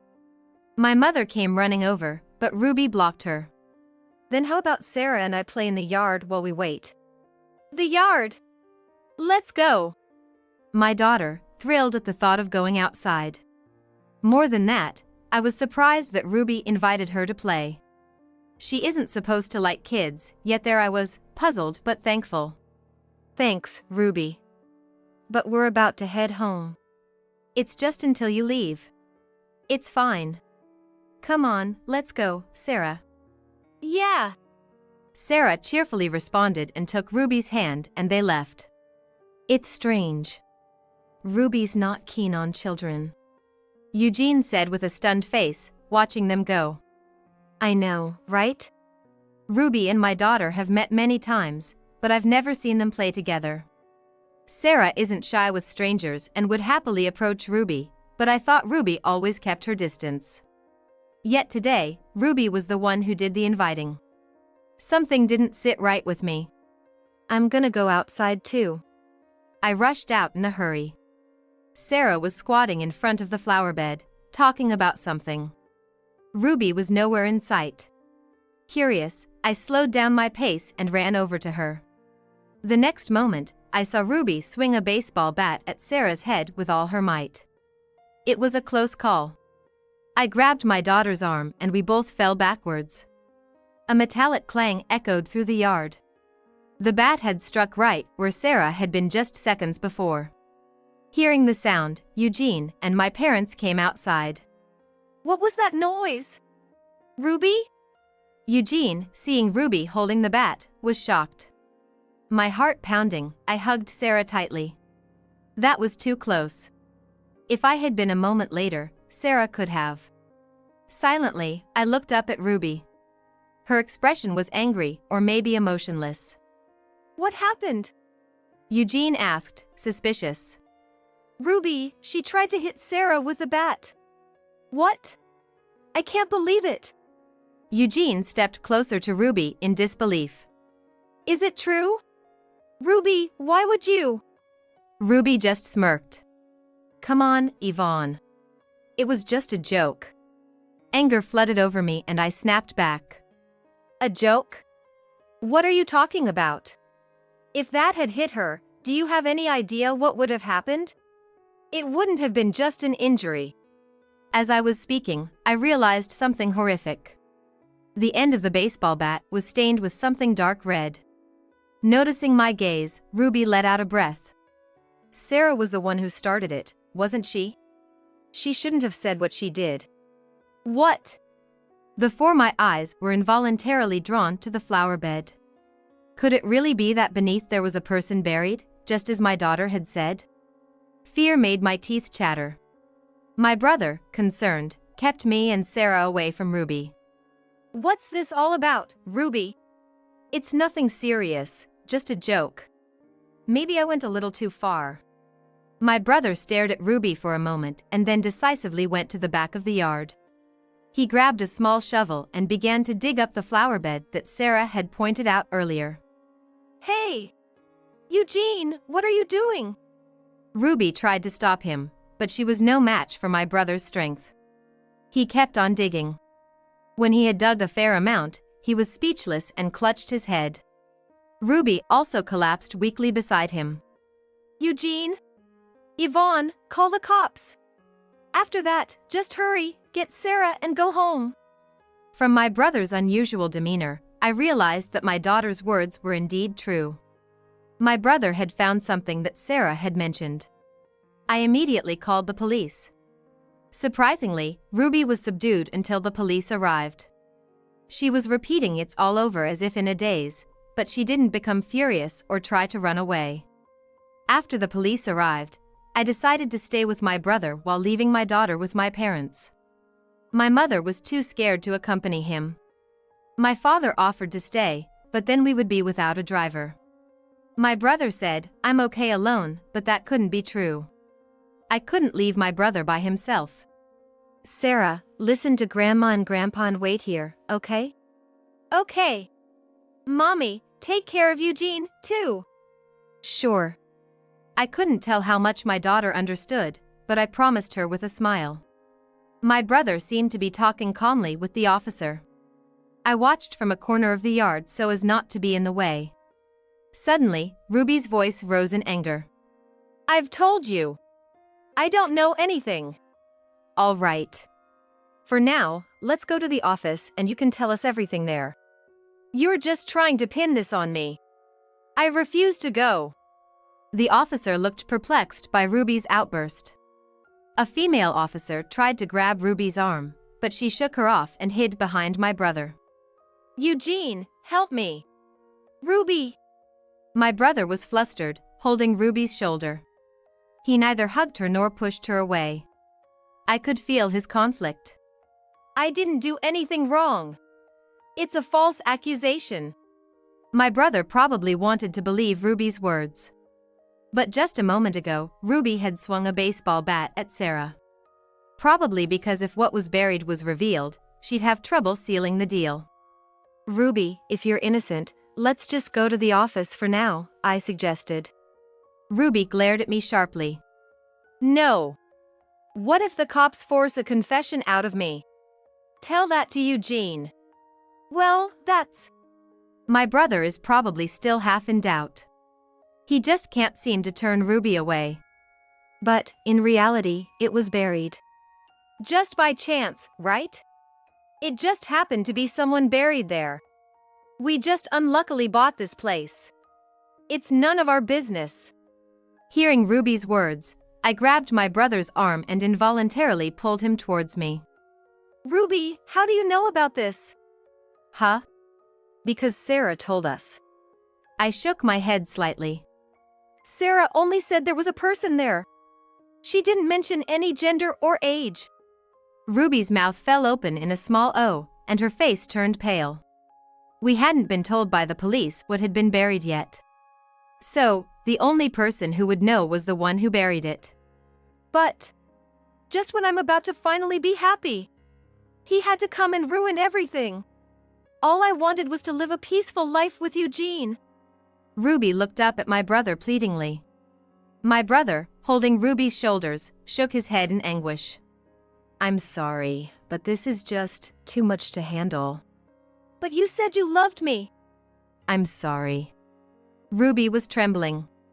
It was so close. I was so close to living as a classy homemaker in our new home.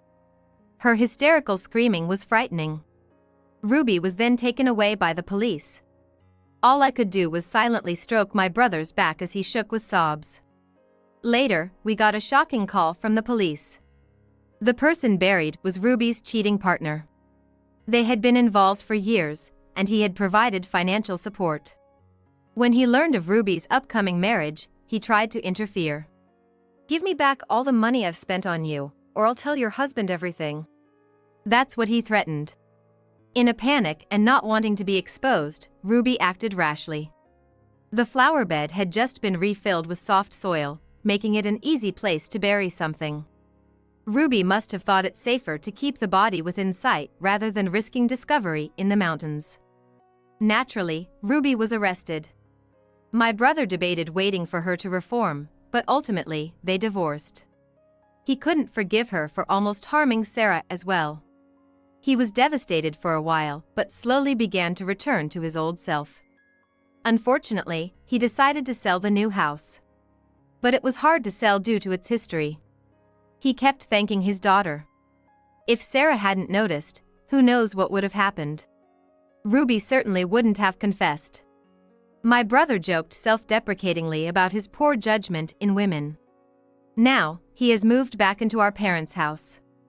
I visit every weekend, and they seem to be getting along well. This time it was all thanks to Sarah's sharp eye, but we'd had enough.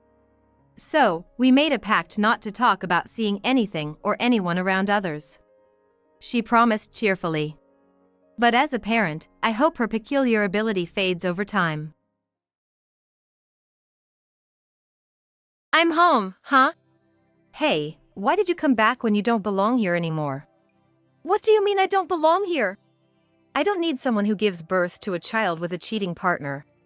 When I returned home after giving birth at my parents' house, my husband's parents were there, and all my clothes were gone. Not only that, but they were also calling my newborn child the offspring of an affair. There's a limit to how much they can mock someone. Fine. I'll leave as you wish. But once I'm gone, where will you live? I'll live here, of course. I'll take this house as compensation for alimony. Do you really think you can do that? Because this house is. My husband was so confident until he heard what I had to say. Then his smirk disappeared, and he turned pale, collapsing to his knees. I'm Yasmin, a 31-year-old homemaker. I met my husband, John, through a friend's introduction, and remarried after a year of dating. We both wanted children, but even after a year of marriage, we were not blessed with any. However, our marriage wasn't troubled aside from our inability to conceive, and I had built a good relationship with his parents. This evening, my dad and mom are coming over. How about we go out for dinner? Sure, I'll get ready. We decided to go out for dinner with his parents that day, but I quickly realized it was my mother-in-law's considerate gesture.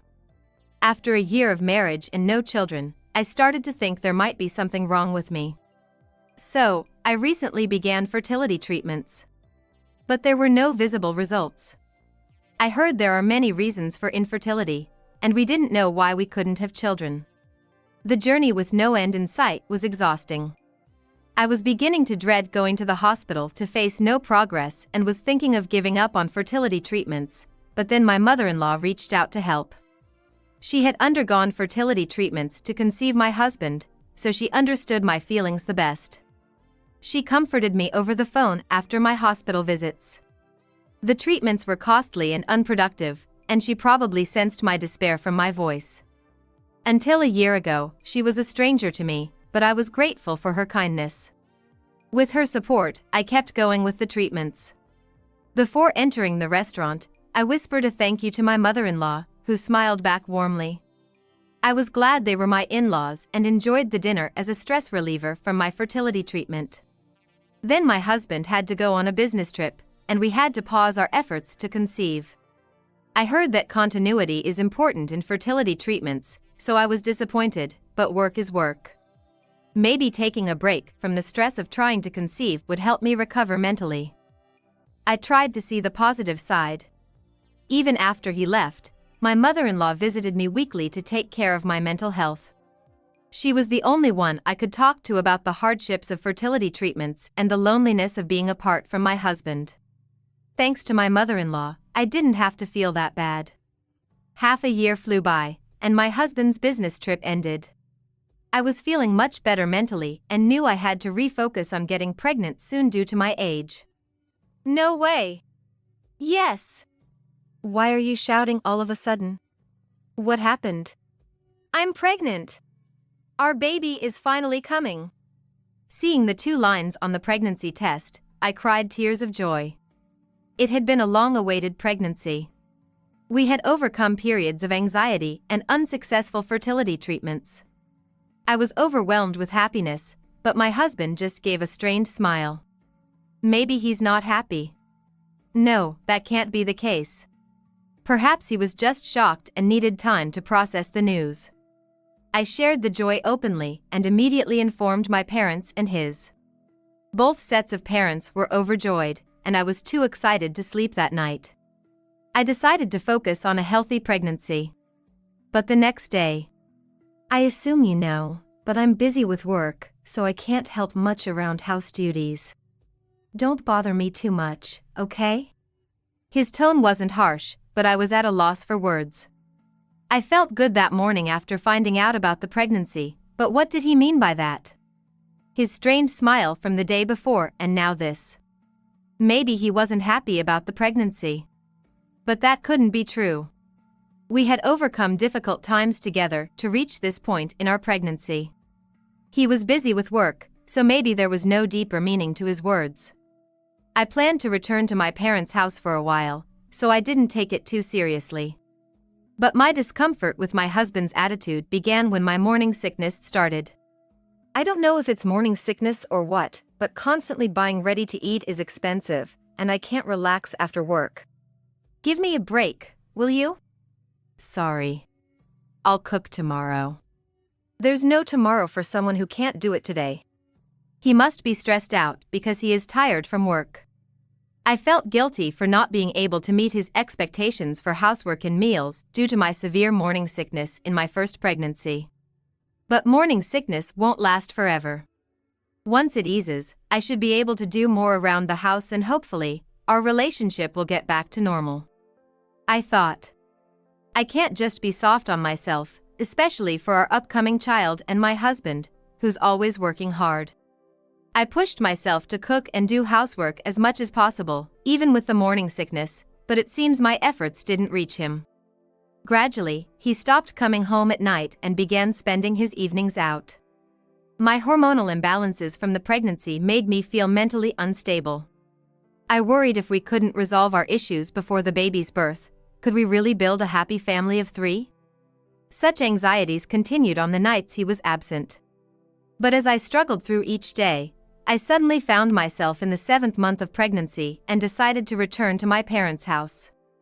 I had already discussed this with them and my husband.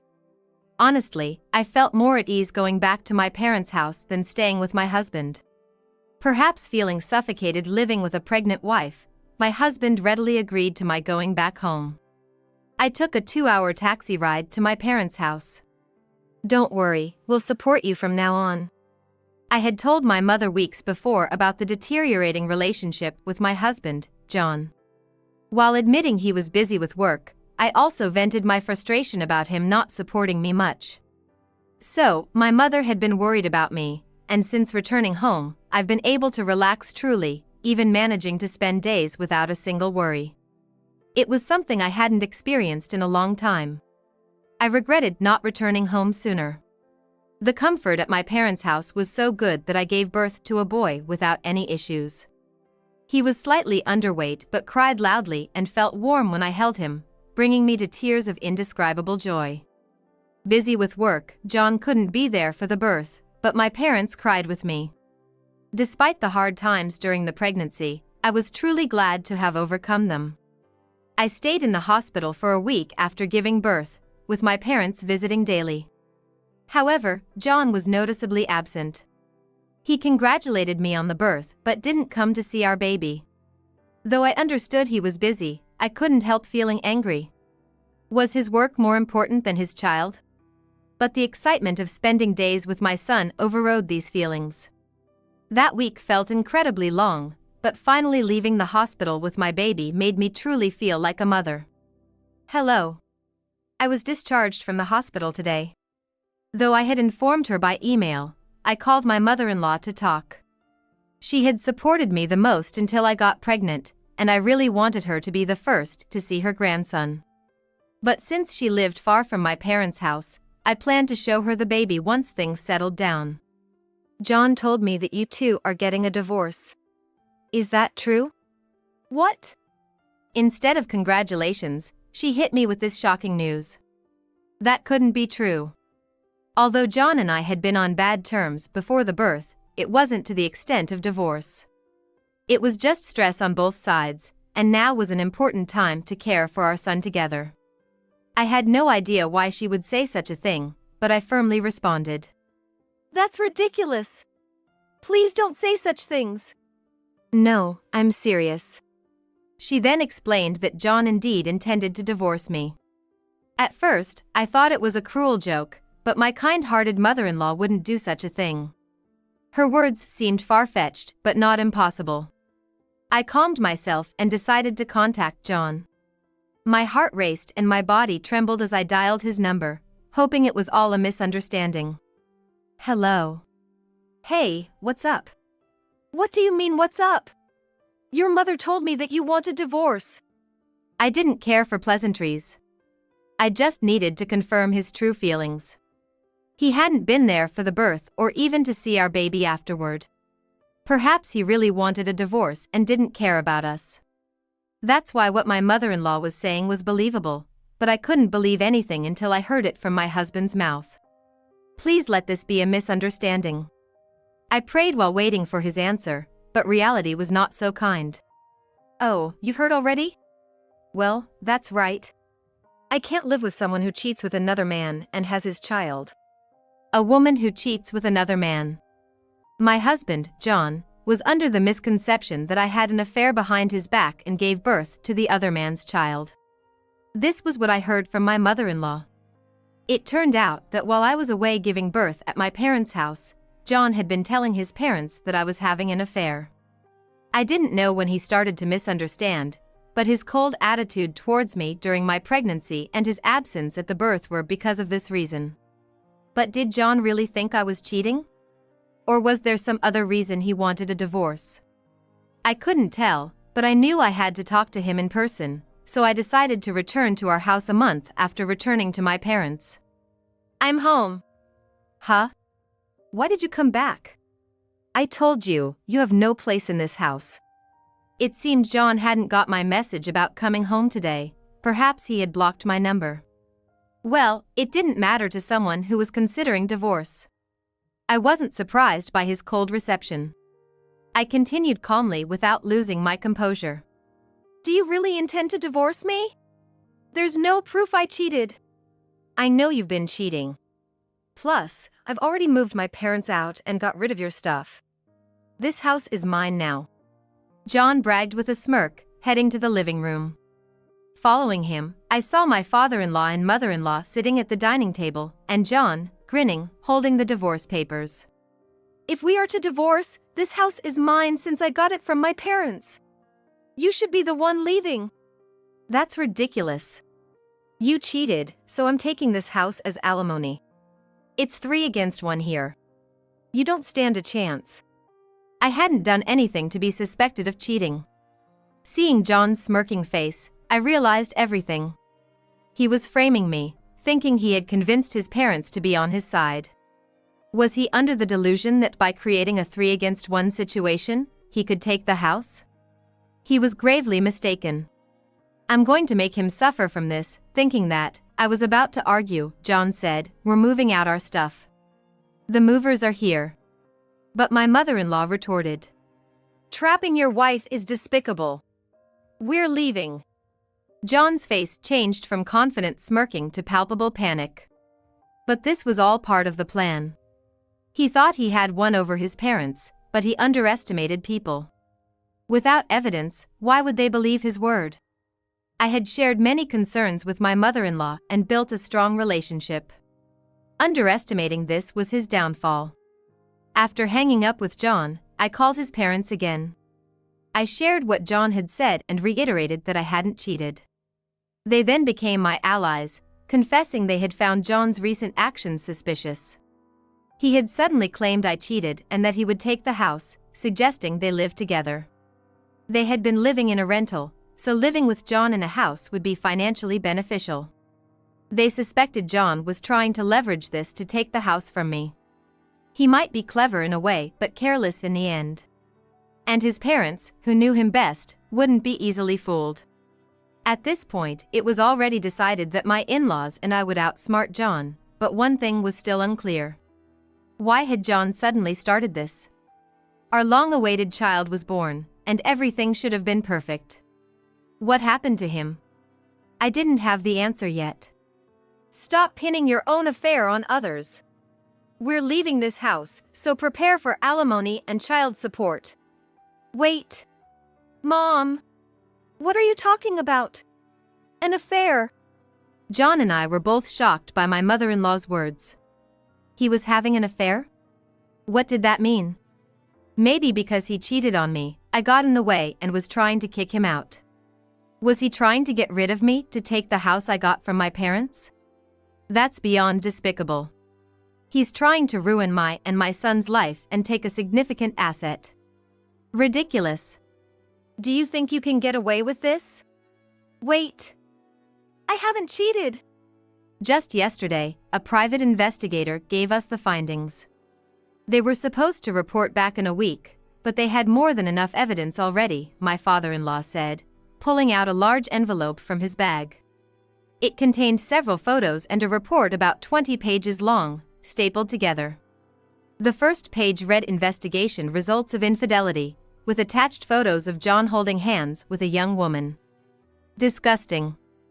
I glared at John, seeing him now as nothing more than a base creature driven by his desires. He seemed like nothing more than a creature driven recklessly by his own desires, less than an animal. I was speechless, but upon closely examining the photos, there were some capturing the moment he entered a hotel. Despite just having a child, it was apparent he had no awareness as a father. My feelings shifted from anger to utter disbelief. Had I really spent 3 years with such a worthless person? This is over now. How are you going to excuse yourself? No. This is. Where's your responsibility as a father? You knew our marriage wasn't just about us anymore after I got pregnant. It was a momentary lapse. I'm truly sorry. There's no way a person who strays so easily can be a fit father. Don't joke around. My rage, which had subsided for a moment, returned in full force as my husband tried to make excuses. I let out all my pent-up anger, slamming the table and yelling at John, who must have been frightened by the sight of me for the first time. He seemed frightened by this new side of me, backing away a couple of steps, hiding the divorce papers behind him. What are you hiding? Just because you're in a bad spot now doesn't mean you can back out of the divorce. I'll grant your wish and ask for child support. No, wait. It's better than being a single parent. Enough. I'd rather raise him alone than have someone like you around. He was clearly using the child as a shield now that he felt threatened. Despicable. I wouldn't let such a man claim fatherhood. My anger escalated to the point where I was almost about to lash out physically when. We're sorry for the trouble. There's no need to get more upset. We'll take responsibility for our disgraceful son and ensure he pays child support. We'll make him leave the house today and handle the rest. I managed to stop myself thanks to my in-laws' intervention. I contacted a lawyer regarding divorce procedure in front of him. He nervously looked at me. Within an hour, his belongings were packed, and he left with his parents for his new residence. Left alone in the room, I felt a sense of loss for a while, trying to calm my mind, but gradually, I started to feel relieved about the outcome. If such a man had a hand in raising my beloved son, he might have turned out as terrible as him. It was a relief that I could prevent it at an early stage. Moreover, having my in-laws on my side until the end was a stroke of luck. I felt a bit guilty about burdening them with their despicable son, but my son was my priority. They understood and took him away, for which I was immensely grateful. I immediately asked the lawyer to proceed with our divorce. Then I decided to sell the house. My ex-husband knew its location, and I couldn't risk him showing up in a fit of vengeance. Being alone with my son, I wouldn't stand a chance if my ex-husband tried something. I also wanted to erase all memories associated with him. The house, initially bought as an investment by my father, was in a prime location and sold quickly. With that money, I could live comfortably without working for a while.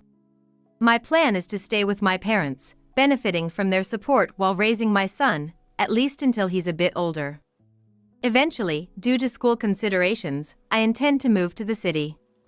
But that's a conversation for the future. For now, I'm focused on settling our current situation.